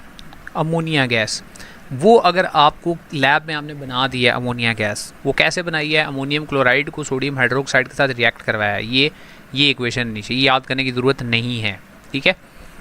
तो गैस बनेगी अमोनिया, लेकिन आपने उस अमोनिया को, आपको कैसे पता चलेगा अमोनिया गैस बन गई है? इस प्रोसीजर से, ये जो सारा डायग्राम प्रोसीजर शोन है, इस टेस्ट ट्यूब की तरह अमोनिया गैस बन गई। आपको पता कैसे चलेगा कि वो अमोनिया गैस है? आपने उसके ऊपर लाकर एक रेड डैम्प लिटमस पेपर इस ट्यूब के ओपनिंग पे ला के रख देना है, ठीक है। डैम्प रेड लिटमस पेपर आपने यूज़ करना है, वो लेकर आना है at the top at the opening of this test tube. तो अमोनिया जो होती है ना, उसकी नेचर ये होती है, वो एक बेसिक सब्सटेंस है, वो बेस की तरह एक्ट करती है, ठीक है। और बेसिस क्या करती हैं? वो रेड लिटमस पेपर को क्या करती हैं? वो ब्लू में कन्वर्ट कर देती हैं, उसका कलर चेंज करके ब्लू कर देती हैं। तो अगर आप ये अमोनिया, अगर गैस अमोनिया है टेस्ट ट्यूब के अंदर और आपने डैम्प रेड लिटमस पेपर रखा है, तो वो डैम्प रेड जो है वो रेड से उसका कलर चेंज हो जाएगा ब्लू। तो अगर कलर चेंज हो गया रेड से ब्लू, तो कन्फर्म हो गया कि अमोनिया गैस प्रोड्यूस हुई थी, ठीक हो गया। तो अमोनिया का आपने सिर्फ टेस्ट याद रखना है, डैम्प रेड लिटमस पेपर, उसका कलर चेंज होके ब्लू हो जाएगा। नेक्स्ट जो गैस है वो है कार्बन डाइऑक्साइड। कार्बन डाइऑक्साइड कैसे बनेगी? मेटल का किसी कार्बोनेट के साथ, मेटल कार्बोनेट का किसी एसिड के साथ रिएक्शन हो तो तब वो बन जाती है। जैसे HCl का रिएक्शन हो, ये पेपर में भी क्वेश्चन आया था, कैल्शियम के कार्बोनेट या मैग्नीशियम के कार्बोनेट के साथ, तो जो गैस रिलीज होगी वो कार्बन डाइऑक्साइड गैस होगी। हमें कैसे पता चलेगा कार्बन डाइऑक्साइड गैस है? उसकी कॉन्फर्मेशन क्या है? कॉन्फर्मेशन ये है कि आप उस कार्बन डाइऑक्साइड गैस को पास करेंगे लाइम वाटर में से। Pass the gas that is produced in this test tube through the delivery tube, pass this gas through lime water। अगर लाइम वाटर मिल्की हो गया, नीचे इन्फेरेंस लिखा हुआ है, अगर वो लाइम वाटर मिल्की हो गया तो कंफर्म है यहाँ से गैस कौन सी प्रोड्यूस होकर आगे जा रही है? Carbon dioxide. So turning of lime water milky indicates the presence of carbon dioxide. तो कार्बन डाइऑक्साइड गैस की शॉर्ट कॉन्फर्मेशन है कि लाइम वाटर जो है वो मिल्की हो गया है, ठीक हो गया। उसके बाद नेक्स्ट है क्लोरीन गैस। अगर प्रोड्यूस हुई क्लोरीन गैस, प्रोड्यूस कैसे होगी ये आपने नहीं देखना, आगे प्रोड्यूस हो जाए तो उसको डिटेक्ट कैसे करना है, उसका भी डिटेक्शन का टेस्ट क्या करना है आपको सिर्फ वो पता होना चाहिए, ठीक है। तो अब क्या करेंगे, ब्लू और रेड लिटमस पेपर दोनों में से कोई एक लिटमस पेपर ले लेंगे, ठीक है। अब वो जो लिटमस पेपर है, अगर वो ब्लीच्ड हो गया, कलर उसका उड़ गया, उसकी ब्लीचिंग इंडिकेट करेगी कि वो क्लोरीन गैस प्रोड्यूस हुई है हमारे पास, ठीक है। क्लोरीन गैस के लिए आप डैम्प ब्लू लिटमस पेपर ले लें और वो ब्लीच्ड हो जाएगा, ऐसा हो जाएगा, तो कंफर्म हो गया कि यहाँ गैस कौन सी प्रोड्यूस हुई है, गैस यहाँ पे क्लोरीन गैस प्रोड्यूस हुई है, ठीक हो गया। और आखिरी है, बल्कि आखिरी नहीं, इसके बाद ऑक्सीजन भी है, हाइड्रोजन गैस। हाइड्रोजन गैस का भी अगेन टेस्ट, तो हाइड्रोजन गैस अगर प्रोड्यूस हुई तो हमें कैसे कंफर्म होगा कि ये हाइड्रोजन गैस है। हाइड्रोजन गैस के लिए आप लेकर आएंगे उसको एक बर्निंग स्प्लिंट के ऊपर, यानी एक माचिस की तीली जलाएं और जिस टेस्ट ट्यूब के अंदर गैस हाइड्रोजन है उसके ऊपर लाकर, ये जलती हुई तीली, इसको बर्निंग वुड कह लें, उसका क्या होगा, रिज़ल्ट क्या होगा, एक पॉप की साउंड आएगी, स्क्वीकी पॉप साउंड। जब एक बर्निंग स्प्लिंट को, जब एक माचिस की तीली को लेकर आएंगे तो उसके ऊपर एक स्क्वीकी पॉप साउंड प्रोड्यूस होगा, तो उससे कंफर्म हो जाएगा कि यहाँ पे जो गैस प्रोड्यूस हो रही है वो कौन सी गैस है, वो हाइड्रोजन गैस है। और आखिर में है oxygen gas. Oxygen helps in burning, तो जो चीज़ बर्न कर रही हो ऑक्सीजन, उसको और बर्निंग करने में हेल्प करती है। तो आप ऑक्सीजन के लिए क्या करेंगे, आप ऑक्सीजन के लिए लेकर अगेन आएंगे ग्लोइंग स्प्लिट, और वो जब ला कर रखेंगे तो वो जो है वो in the presence of oxygen जो है वो फायर कैच करेगी, यानी बुझ रहा होगा और वो बुझती हुई तीली जो है दोबारा से फायर कैच कर लेगी ऑक्सीजन की प्रेजेंस की वजह से। तो ये टेस्ट्स हैं कॉन्फर्मेशन के इन तमाम गैसेस के, ठीक है। SO2, मुझे एक मिनट लिस्ट ऑफ एक्सपेरिमेंट्स में देखने दें कि क्या SO2 भी है या नहीं है, क्योंकि मुझे याद पड़ रहा है कि SO2 नहीं था शायद।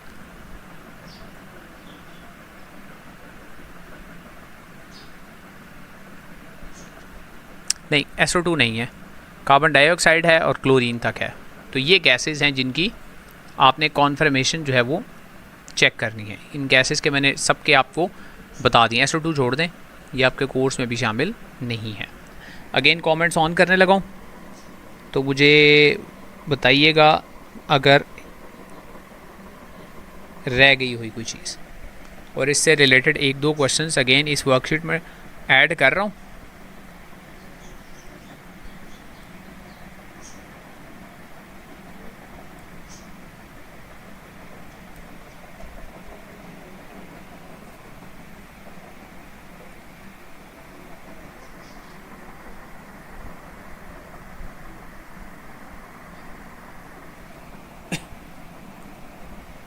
चलें जी, अब क्वेश्चन इस किस्म के आ सकते हैं, डायग्राम की सूरत में क्वेश्चंस आ सकते हैं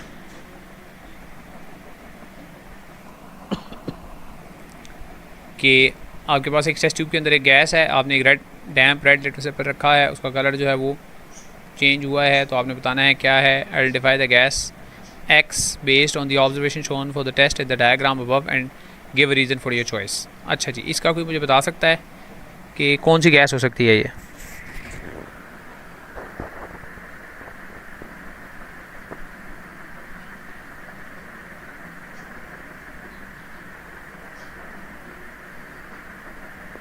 अगर एक डैम्प रेड लिटमस पेपर है, वो एक टेस्ट ट्यूब के अंदर आपने रखा है और उस टेस्ट ट्यूब में कोई गैस प्रोड्यूस हुई है और वो रेड से ब्लू हो गया है, तो आपके ख्याल में कौन सी गैस प्रोड्यूस हुई होगी? अगर समझ आई है तो मुझे जवाब देंगे आप, ये जो डायग्राम्स हैं इनके आंसर्स देंगे आप। चलें, एक जवाब आ गया Cl2, आगे देखते हैं कोई और किसी का आंसर आया हो तो।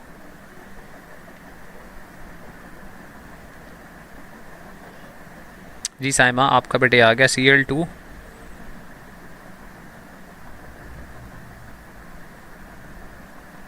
Ammonia, okay. मनाहिल बेटे अमोनिया नहीं है, ठीक है, अमोनिया नहीं है। अब ये इसलिए मैंने ये पहली डायग्राम ये रखी है। अमोनिया का दोबारा से ज़रा देखें तो अमोनिया का क्या टेस्ट था?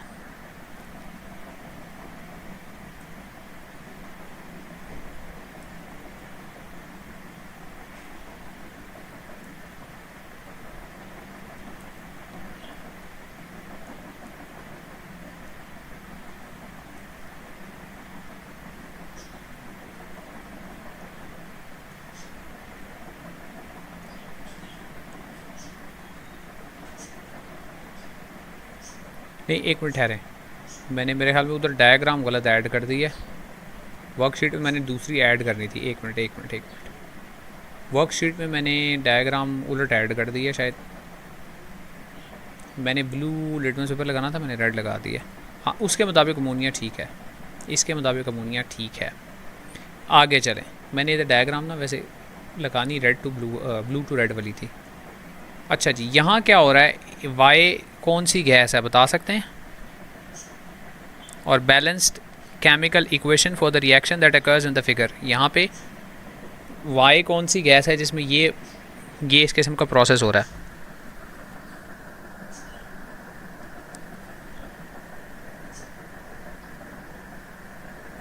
बस ठीक है, इसके बाद गैस ही दूंगा जी, बेफिक्र हैं, इस एक्सपेरिमेंट के बाद गैस ही बता रहा हूँ, ठीक है। सिर्फ इसके ये गैसेस के नाम, ये टेस्ट जो है ना, ये नोट डाउन कर लें। इसके बाद शॉर्टकट ये आपको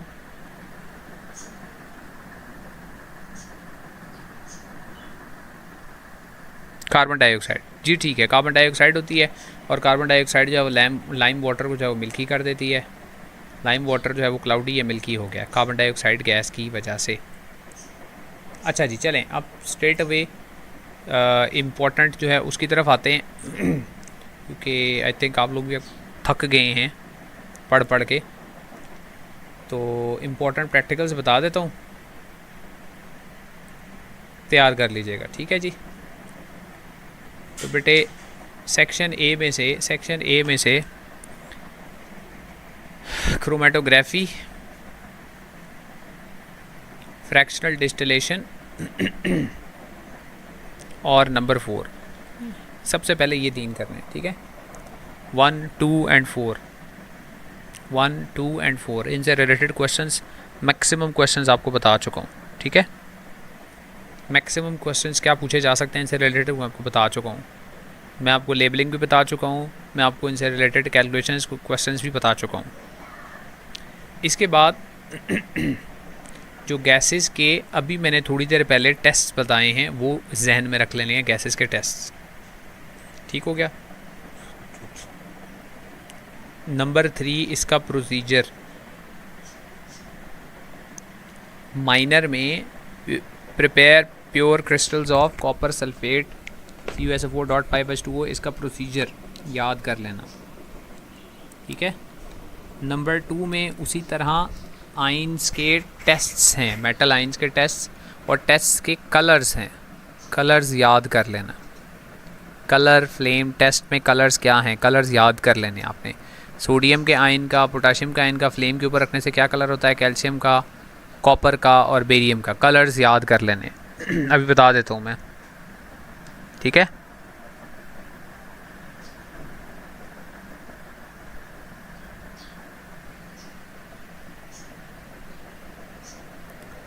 और फिर उसके बाद नंबर 1 माइनर में बहुत इंपॉर्टेंट है, separate naphthalene from mixture of sand and salt by sublimation. What is sublimation? और इस प्रोसेस में सब्लिमेशन का, यानी इस एक्सपेरिमेंट में सब्लिमेशन कैसे हम यूज़ करते हुए नेफ्थलीन को सेपरेट करते हैं सैंड और सॉल्ट में से, ठीक है। Number 7 investigate chemical test for the presence of water using anhydrous copper sulphate. Anhydrous copper sulphate का कलर वाइट होता है, वाटर जब एब्जॉर्ब करता है उसका कलर ब्लू हो जाता है, और जो हाइड्रेटेड कॉपर सल्फेट जो ब्लू है उसमें से जब वाटर निकल जाए तो वो वाइट में कन्वर्ट हो जाता है। ये टेस्ट याद कर लें, ठीक है। ये सबसे इम्पोर्टेंट चीज़ें हैं जो बता दी हैं मैंने, सबसे इम्पोर्टेंट वाली चीज़ें, ठीक है। अच्छा, गिलगित बल्तिस्तान से हैं, थैंक यू बेटा, इतनी दूर से आप कनेक्ट हुए हैं लाइव स्ट्रीम के अंदर।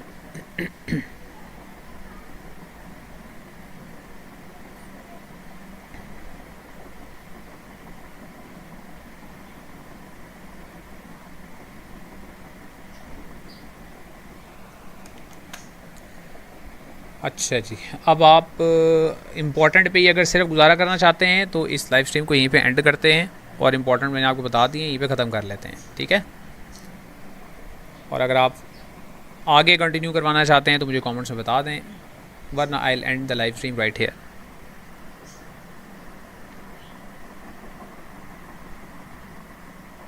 पेपर मैंने नहीं बनाया बेटे, मैंने अपने एक्सपीरियंस के हिसाब से आपको इम्पोर्टेंट क्वेश्चंस बता दिए हैं। बाकी आप पेपर देख लें, कल पता चल जाएगा आपको। अगर इवनिंग में तो आपको ये चांस है कि आप मॉर्निंग वाला थोड़ा सा देख सकते हैं। जो वर्कशीट्स मैंने बनाई हैं, जो मॉडल पेपर है उसको देख लें, उसके पैटर्न के ऊपर आपका पेपर आएगा। मैं रावलपिंडी से बेटा।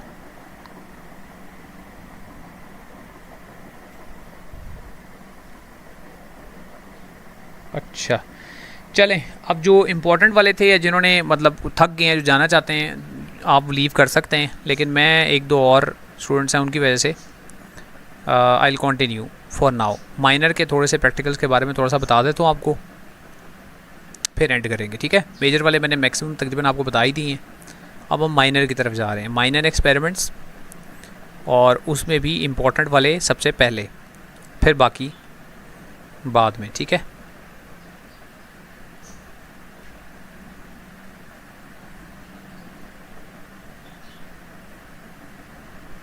तो माइनर में सबसे पहले separate naphthalene from given mixture of sand and salt by sublimation. तो जाहिर है इसमें आपके पास अपरेटस जो होगा वो सबसे पहले आपको पता होना चाहिए। चाइना डिश है, tripod stand, wire gauze, cotton, Bunsen burner, funnel, ये चीज़ें, फ़िल्टर पेपर, ये आपके पास होंगी। अपरेटस ये रिक्वायर्ड होगा। और फिर उसके बाद ज़रा मिक्सचर किसका है, सैंड और सॉल्ट का है, और तीसरी चीज़ नैफ्थलीन है। तो सैंड, सॉल्ट, नैफ्थलीन, ये तीन चीज़ें केमिकल्स हैं जो हमें रिक्वायर्ड होंगे। अब हमने करना क्या है, प्रोसीजर क्या है इसका, क्योंकि इसमें प्रोसीजर जो है वो बहुत इम्पॉर्टेंट है। सबसे पहले आपके पास जो फ़नल होगी, ये इस फ़नल के अंदर आपने फ़िल्टर पेपर का इस तरह का एक कोन बना लेना है, कि जैसे डायग्राम में स्टेप 1, स्टेप 2, स्टेप वहाँ पे नहीं पेपर में पूछे जाएंगे। बहरहाल आपने एक कोन बना लेना है फ़िल्टर पेपर का, और इसको फ़नल के अंदर, उस फ़िल्टर पेपर के कोन को फ़नल के अंदर लगा देना आप। फ़नल के अंदर फ़िल्टर पेपर का एक कोन बनाकर इस तरह लगा देंगे हम, ठीक है। और फिर उसके बाद बहुत इम्पॉर्टेंट है, इसके जो ऊपर वाला एंड है फ़नल का, जो ये ओपनिंग है यहाँ पर, इसके ऊपर आपने ये कॉटन लगा देना है। कॉटन, यहाँ ये कॉटन लगा दिया हमने, ठीक हो गया। उसके बाद आपने क्या करना है, चाइना डिश के अंदर, ये नीचे चाइना डिश है, इसको बोलते हैं चाइना डिश। इस चाइना डिश के अंदर आपने ले लिया सैंड, सॉल्ट और नैफ्थलीन को, उसका मिक्सचर, ये सारा कुछ मिक्सचर है उसका। ट्राइपॉड स्टैंड के ऊपर रख के इसको नीचे से आपने हीट करना शुरू किया, ठीक हो गया।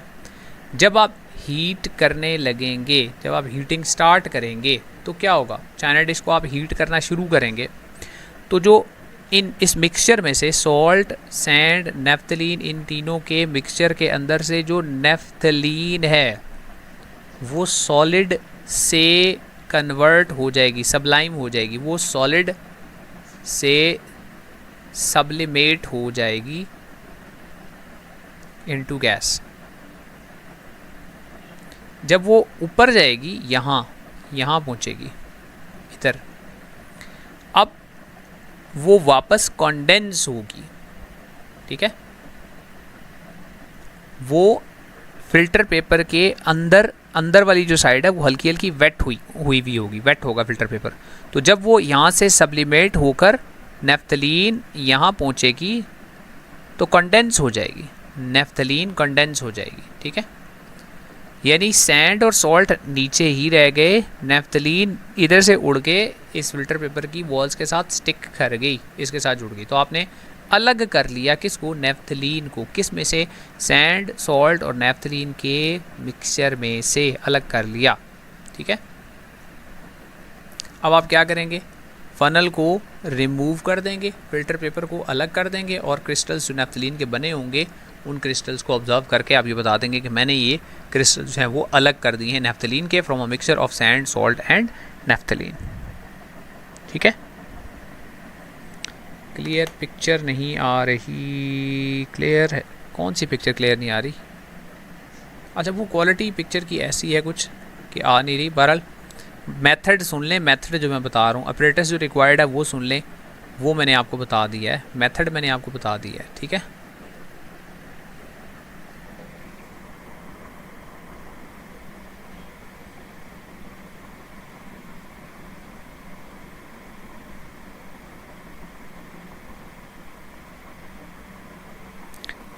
इससे रिलेटेड कुछ क्वेश्चंस बता देता हूँ चलें, क्योंकि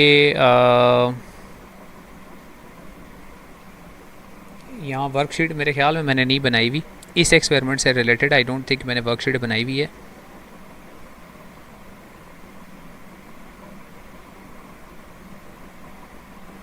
अच्छा चलें, ज़ुबानी क्वेश्चंस बोल देता हूँ, ठीक है।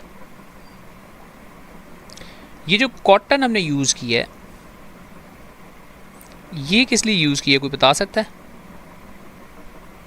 कमेंट्स में कोई बता सकता है? कॉटन किस लिए यूज़ करेंगे?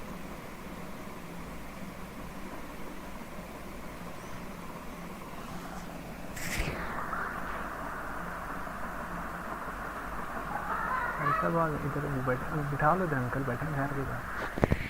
कॉटन कोई बता सकता है जी कमेंट्स में मुझे कि why do we use this cotton का, जो इसको कॉटन प्लग बोलते हैं, वैसे ये कॉटन का जो प्लग है ये हम क्यों यूज़ करते हैं?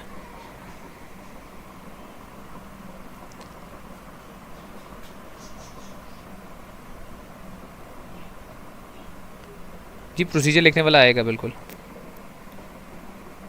हाँ जी, ताकि गैस बाहर ना जाए, यानी escape of the vapors from the funnel, to stop the escape of the vapors from the funnel, ठीक है।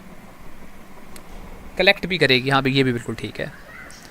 ये इसमें इम्पोर्टेंट एक क्वेश्चन साथ हमने ऐड कर दिया। सब्लिमेशन की डेफिनेशन आपको पता होनी चाहिए इस एक्सपेरिमेंट के लिहाज से, सब्लिमेशन क्या चीज़ होती है, यू शुड नो। अच्छा जी, उसके बाद मेटल्स, आइंस, ये कलर्स याद करने हैं आपने, हर सूरत याद करने हैं, ठीक है। इसका प्रोसीजर पिछले साल पीबीए का पेपर हुआ था, प्रोसीजर आया था, फिर सुन लें। इस एक्सपेरिमेंट का प्रोसीजर मुझे याद है अभी भी, वो आया था। सॉल्ट आपको गिवन, मेटल आइंस आपको गिवन होंगे। मेटल आइंस को आपने कैसे उनको फ्लेम के ऊपर लगाना है, कैसे आपने कलर्स को डिटेक्ट करके, फिर कलर्स ये भी आपको पता नहीं चाहिए कि अगर ये वाला कलर होगा तो ये वाला आइन है, ये वाला कलर होगा तो ये वाला आइन है, ठीक है। आप ज़रा सुन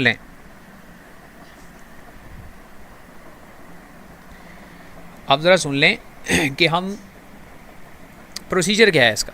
तो सबसे पहले apparatus required is a platinum wire. ये प्लेटिनम वायर, ये सबसे इंपॉर्टेंट चीज़ बन जाएगी हमारे अपरेटस का, सबसे इंपॉर्टेंट चीज़ ये प्लेटिनम वायर बन जाएगी। फिर उसके बाद स्पेचुला, और फिर उसके बाद watch glass, Bunsen burner, glass rod, ये चीज़ें होंगी। सबसे पहले आपने क्या करना है, सबसे पहले प्रोसीजर में लिखा हुआ भी होगा यहाँ पे, आपने क्या करना है कि आपने वॉच ग्लास के अंदर यहाँ पर जो मेटल का आइन है ना, जो सॉल्ट है ना, उस सॉल्ट का यहाँ पे छोटा सा एक सोल्यूशन सा यहाँ पे बना लेना है, या बना हुआ चले आपको मिल गया, ठीक है। उसके बाद आपने क्या करना है, उसके बाद आपने जो प्लेटिनम वायर है ना, उसके ऊपर उसको आपने सबसे पहले प्लेटिनम वायर को अच्छी तरह साफ़ करना है। अब वो साफ़ कैसे करना है, उसको सबसे पहले HCl के अंदर डालना है, HCl के अंदर, एसिड के अंदर उसको डालना है, ताकि उसके ऊपर अगर पहले से कोई रेजिड्यू है, प्लेटिनम वायर के ऊपर अगर पहले से कोई रेजिड्यू है, किसी और चीज़ के कोई ज़र्रात हैं, छोटे छोटे रेजिड्यू उसको बोलते हैं, तो वो साफ़ हो जाएं, वो अलग हो जाएं, ठीक है। फिर आपने उसके बाद क्या करना है कि ग्लास रॉड से ये जो आपने यहाँ पे सॉल्ट लिया हुआ था उसके 1-2 कतरे लेकर प्लेटिनम वायर के ऊपर वो कतरे आपने डाल देने हैं। फिर आपने वो होल्ड करनी है प्लेटिनम वायर इस फ्लेम के ऊपर, और फ्लेम के ऊपर कहाँ रखनी है, वेरी इंपॉर्टेंट, जो नीचे ब्लू कलर का फ्लेम होगा, ब्लू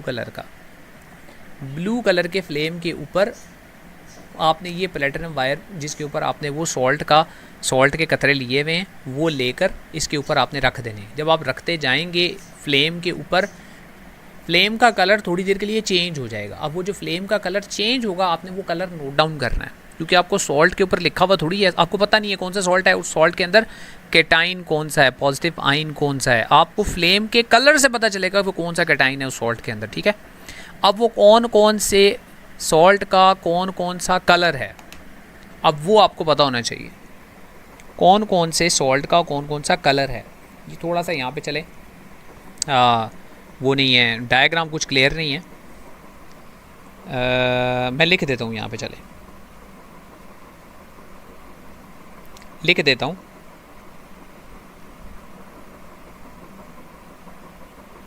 हमारे कोर्स में जो है उन सब के अलग अलग से लिख देता हूँ मैं, ठीक है जी।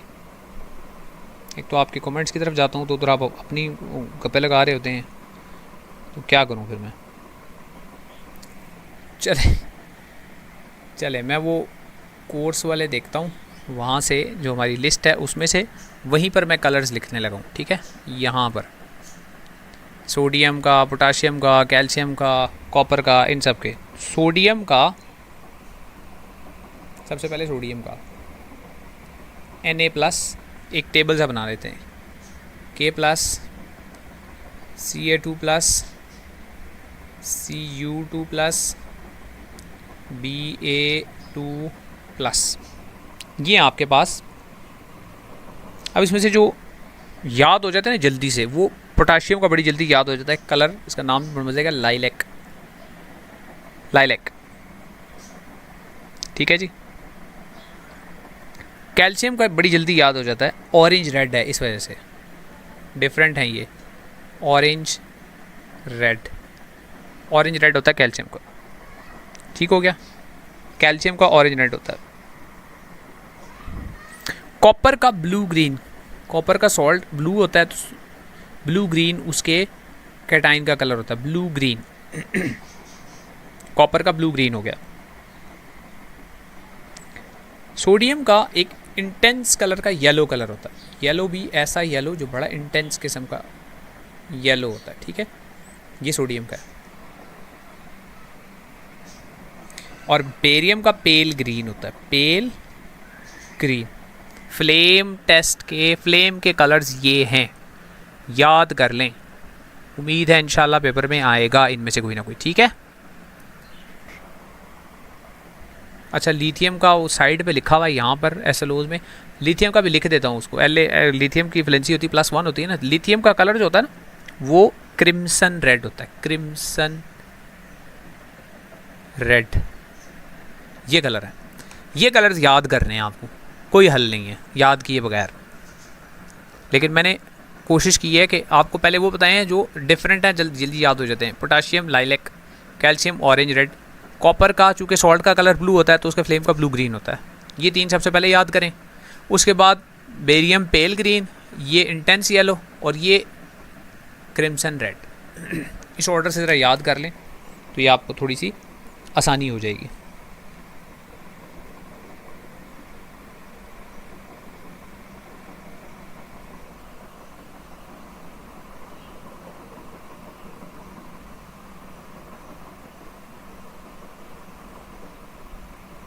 ठीक हो गया।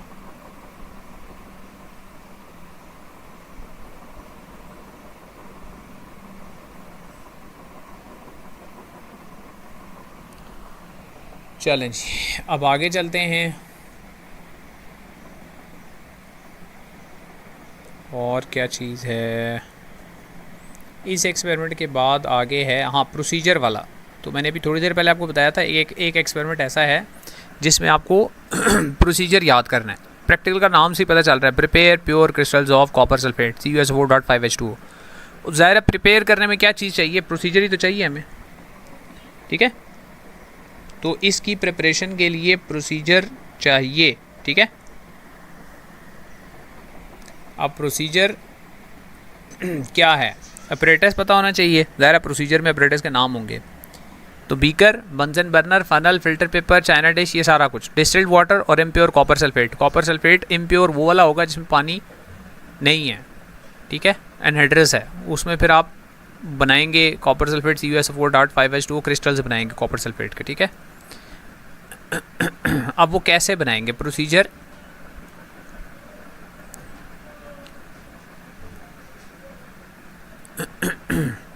सबसे पहले आपने लेना है वाटर, किसके अंदर, एक बीकर के अंदर, ठीक है। और उसके अंदर आपने इम्प्योर कॉपर सल्फेट डाल देना है, इम्प्योर कॉपर सल्फेट डाल देना है। और फिर उसको हल करना है, यानी उसका एक किस्म का सोल्यूशन बना लेना, हल कर लेना उसको, ठीक है। और फिर आप उसको हीट करते जाएंगे, इम्प्योर कॉपर सल्फेट उस वक्त तक डालते जाएंगे जब तक no more of the copper sulphate of the solute dissolves in water, तब तक ये डालते चले जाएंगे, अनसैचुरेटेड सोल्यूशन बनाते चले जाएंगे, ठीक है, तब तक ये डिजॉल्व करते चले जाएंगे। ठीक हो गया। उसके बाद ये जैसे पिछले एक्सपेरिमेंट में बताया था, फिल्टर पेपर का एक कोन बना लेना। तो इस तरह का एक कोन बना लेंगे, आपने बना के दिखाना थोड़ी है पेपर में, आपने बताना है कि फिल्टर पेपर को डैम्प करके ना उस फिल्टर पेपर का एक कोन बना लेंगे हम, ठीक है, मॉइस्चन करके, और उसका एक आपने कोन बना लेना है, ठीक है। अब वो जो फिल्टर पेपर का आपने कोन बनाया है उसको आप यूज़ कहाँ करेंगे, ये देखें, ये डायग्राम में देखें, फिल्टर पेपर का आपने वो जो कोन बनाया है उस कोन को आपने एक फनल के ऊपर लगा देना है, जैसे पिछले एक्सपेरिमेंट में लगाया था। और वो जो आपने कॉपर सल्फेट का, एनहाइड्रस कॉपर सल्फेट का जो सोल्यूशन बनाया हुआ था, उस सोल्यूशन को जो बीकर में आपने बना दिया था उसको आपने इस फिल्टर पेपर में से गुजार देना है, ताकि कोई इम्प्योरिटी हुई, कोई ज़ाहिरी तौर पे इम्प्योरिटी हुई, वो इम्प्योरिटी कहाँ रह जाएगी, वो इस फिल्टर पेपर में रह जाएगी। पहले स्टेप का नाम क्या है, फिल्ट्रेशन। ये फिल्ट्रेशन कर लिया आपने, ठीक हो गया। अब चाइना डिश में नीचे जो आ गया वो थोड़ा सा प्योर होके एक फिल्ट्रेट हमें मिल गया कॉपर सल्फेट के सोल्यूशन का। अब उसको क्या करेंगे, उसको एक ट्राइपॉड स्टैंड के ऊपर माउंट करेंगे, ट्राइपॉड स्टैंड के ऊपर रखेंगे चाइना डिश को, नीचे से उसको क्या करेंगे, हीट करेंगे। अब हीट कब तक करना है, इधर रखेंगे ग्लास रॉड, और ग्लास रॉड के ऊपर जब क्रिस्टल्स बनेंगे तो यहाँ क्रिस्टलाइजेशन जब कंप्लीट हो जाएगी तब आपने इसको हीटिंग को रोक देना है। ये क्रिस्टल्स जो बनेंगे, ये क्रिस्टल्स किस चीज़ के बनेंगे, ये कॉपर सल्फेट के क्रिस्टल्स बनेंगे। इसके लिए फिर से टाइम दे रहा हूँ, ये जो पेज है इसका आप स्क्रीनशॉट ले लें, ये पॉइंट्स आपने, ये सारे ना से इसमें से कुछ पॉइंट्स आपने लिखने हैं, ठीक है, यानी इसको थोड़ा शॉर्ट कर लें। Take a fixed volume of water in a beaker, add impure copper sulfate and stir it until no more of copper sulfate dissolves in water, ठीक है। ये एक दो पे पॉइंट्स का ये एक ही पॉइंट बन जाएगा, ठीक है। उसके बाद fixed a filter paper in a conical flask in a cone shape, and then pour the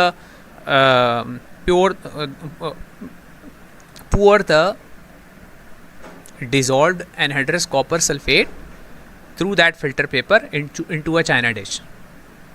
After filtration, take the distillate in the china dish, put it on a tripod stand and heat the solution. और फिर उसके बाद heat it until copper sulfate until the water dries out and जो crystals हैं they are formed. वो जो crystallization है जब वो complete हो जाएगी, crystallization कंप्लीट हो जाएगी, उसके बाद उसको फिल्टर करेंगे और फिल्टर करके कॉपर सल्फेट को जो हम अलग कर लेंगे, क्रिस्टल्स ऑफ कॉपर सल्फेट अलग कर लेंगे। तो ये प्रोसीजर वाला एक्सपेरिमेंट है और अगेन इंपॉर्टेंट एक्सपेरिमेंट है, ठीक है।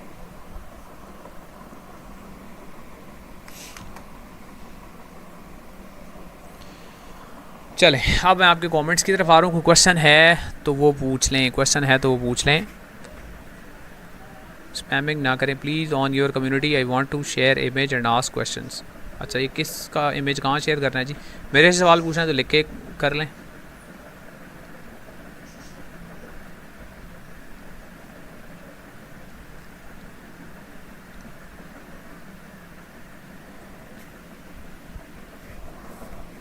अच्छा, एक मैसेज को 50 दफ़ा करने से क्या होता है वैसे?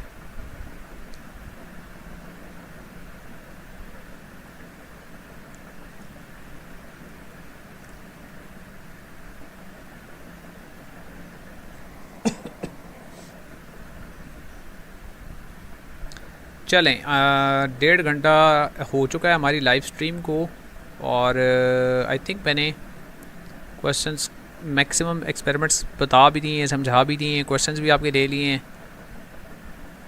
सर, अगर क्वेश्चन का आंसर 1 मार्क का है तो क्या 1 लाइन में लिख सकते हैं? 1 लाइन में अगर आप आंसर मतलब है समराइज़ कर सकते हैं अपना आंसर तो बिल्कुल ठीक है। अब आपका आंसर क्या होगा और क्वेश्चन क्या होगा वो देखना पड़ेगा ना।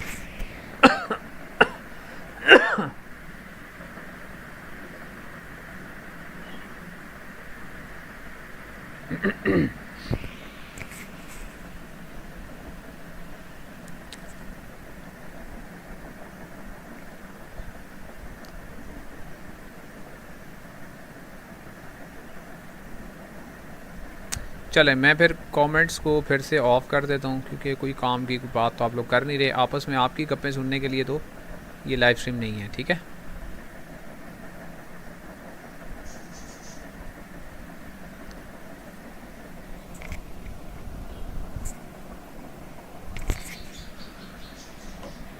इसके बाद आगे जो प्रैक्टिकल्स हैं वो हैं determine the melting point of naphthalene. इसका भी प्रोसीजर और अपरेटस रिक्वायर्ड इस एक्सपेरिमेंट में भी, जिसमें कैलकुलेशन नहीं है उसका प्रोसीजर पेपर में आ सकता है। प्रोसीजर इसका भी अगेन आपने स्क्रीनशॉट इसका ले लें, सेव कर लें।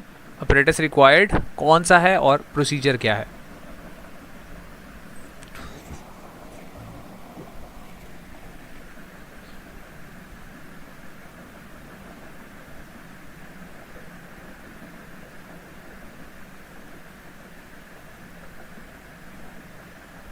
एक्सप्लेन करने को ऐसा ख़ास कुछ इसमें है नहीं। टेम्परेचर आपको फाइंड आउट करना होगा, वो पेपर में गिवन होगा। Boiling point of ethyl alcohol मिलता जुलता ही है, ये मेल्टिंग पॉइंट ऑफ नैप्थलीन था, boiling point of ethyl alcohol है, इसी किस्म का तकरीबन वो अपरेटस है और प्रोसीजर थोड़ा सा डिफरेंट है। इसका भी स्क्रीनशॉट ले लें और ये प्रोसीजर भी याद होना चाहिए आपको।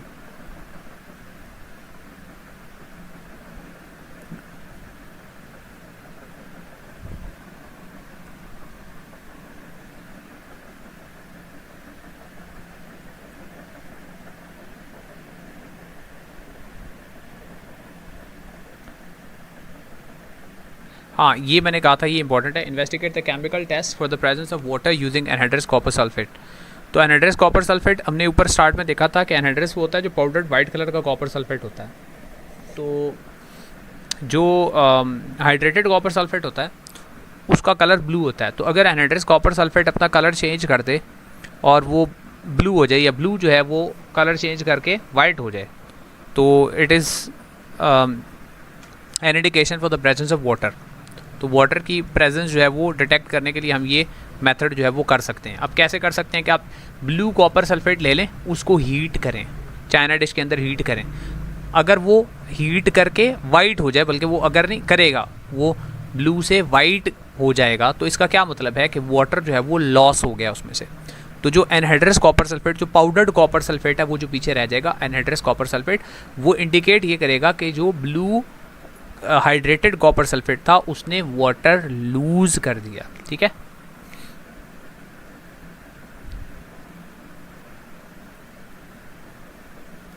अब ये डायग्राम देखें। एनहाइड्रस कॉपर सल्फेट है, एनहाइड्रस कॉपर सल्फेट के अंदर अगर वाटर ऐड करेंगे ड्रॉपर के जरिए तो वो ब्लू हो जाएगा, और अगर ब्लू कॉपर सल्फेट है उसको हीट करेंगे तो वो एनहाइड्रस यानी वाइट बन जाएगा।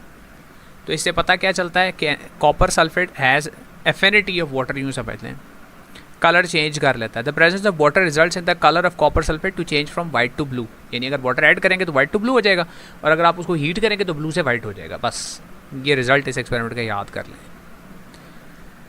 चलें, अब आई थिंक काफ़ी हैं। मैंने आपको इंपॉर्टेंट प्रैक्टिकल्स भी बता दिए, मैंने आपको कैलकुलेशंस भी बता दी, जो कुछ मुझे थोड़ा बहुत आता था मैंने समझाने की कोशिश की। कमेंट्स जो हैं वो फिर मैंने ऑफ इसलिए कर दिए हैं कि आप लोगों की तवज्जो ज़्यादा जो है वो आपस की बातचीत की तरफ थी, बजाय इसके कि आप कंटेंट की तरफ ध्यान देते, which was a little disappointing for me. लेकिन चलें, I can wish you all very best of luck for your paper tomorrow. और मॉर्निंग का PBA का पेपर जैसे ही मेरे पास आएगा तो इंशाल्लाह उसका सोल्यूशन भी मैं चैनल पे अपलोड कर दूंगा, और वो इवनिंग वाले ज़रूर देखिएगा, क्योंकि उनको एक आइडिया हो जाएगा कि मॉर्निंग में किस किस्म का पेपर आया है, और फिर उससे रिलेटेड ही कुछ क्वेश्चन भी बता दूंगा इवनिंग वालों के लिए। और इसके बाद आगे आपका मैथ का पेपर है, और मैथ के बाद आपका फिज़िक्स का PBA का पेपर है। तो मैथ का थ्योरी का चलें, वो खैर केमिस्ट्री का भी थ्योरी के पेपर की मैंने वीडियो बनाई थी, लेकिन उसका कोई इतना ख़ास कोई अच्छा रिस्पांस नहीं आया। तो थ्योरी वाले किसी पेपर के बारे में अब आई डोंट थिंक कि मुझे कुछ अपलोड करने की आप लोगों के लिए ज़रूरत है। हाँ, PBA जो फिज़िक्स का है उसके लिए फिर उसी तरह वीडियो या लाइव स्ट्रीम इंशाल्लाह करूँगा मैथ के पेपर के फ़ौरन बाद, तो मैं चैनल पे जो है वो बता दूँगा आपको, तो वो आप देख लीजिएगा। और इसी तरह शाम में ही कोई टाइम रख लेंगे, घंटा 1.5 घंटे की 1 या 2 लाइव स्ट्रीम्स कर लेंगे। तो जैसे मैंने पहले बताया था, फ़िज़िक्स मेरा अपना सब्जेक्ट है, तो इंशाल्लाह फ़िज़िक्स की भी सारे प्रैक्टिकल्स वो सारे करवाऊँगा आप लोगों को। इवन दो कि आप लोगों का काफ़ी नॉन सीरियस एटीट्यूड रहा है, लेकिन फिर भी आई ट्राई कि जो बच्चे पढ़ना चाह रहे हैं उनकी हेल्प के लिए इंशाल्लाह ज़रूर पीबीए की हेल्प के लिए लाइव स्ट्रीम ही करेंगे, हेल्पिंग मटेरियल ही अपलोड करूँगा। ये जो वीडियो अभी लाइव स्ट्रीम की है, ये चैनल के ऊपर आपको वीडियो भी मिल जाएगी, ये जो डॉक्यूमेंट है जो मैंने यूज़ किया है ये भी मिल जाएगा, कुछ और डॉक्यूमेंट्स भी मिल जाएंगे, आपको थोड़ी सी और हेल्प हो जाएगी। तो best of luck for your paper tomorrow and thank you very much for all of the students who have joined.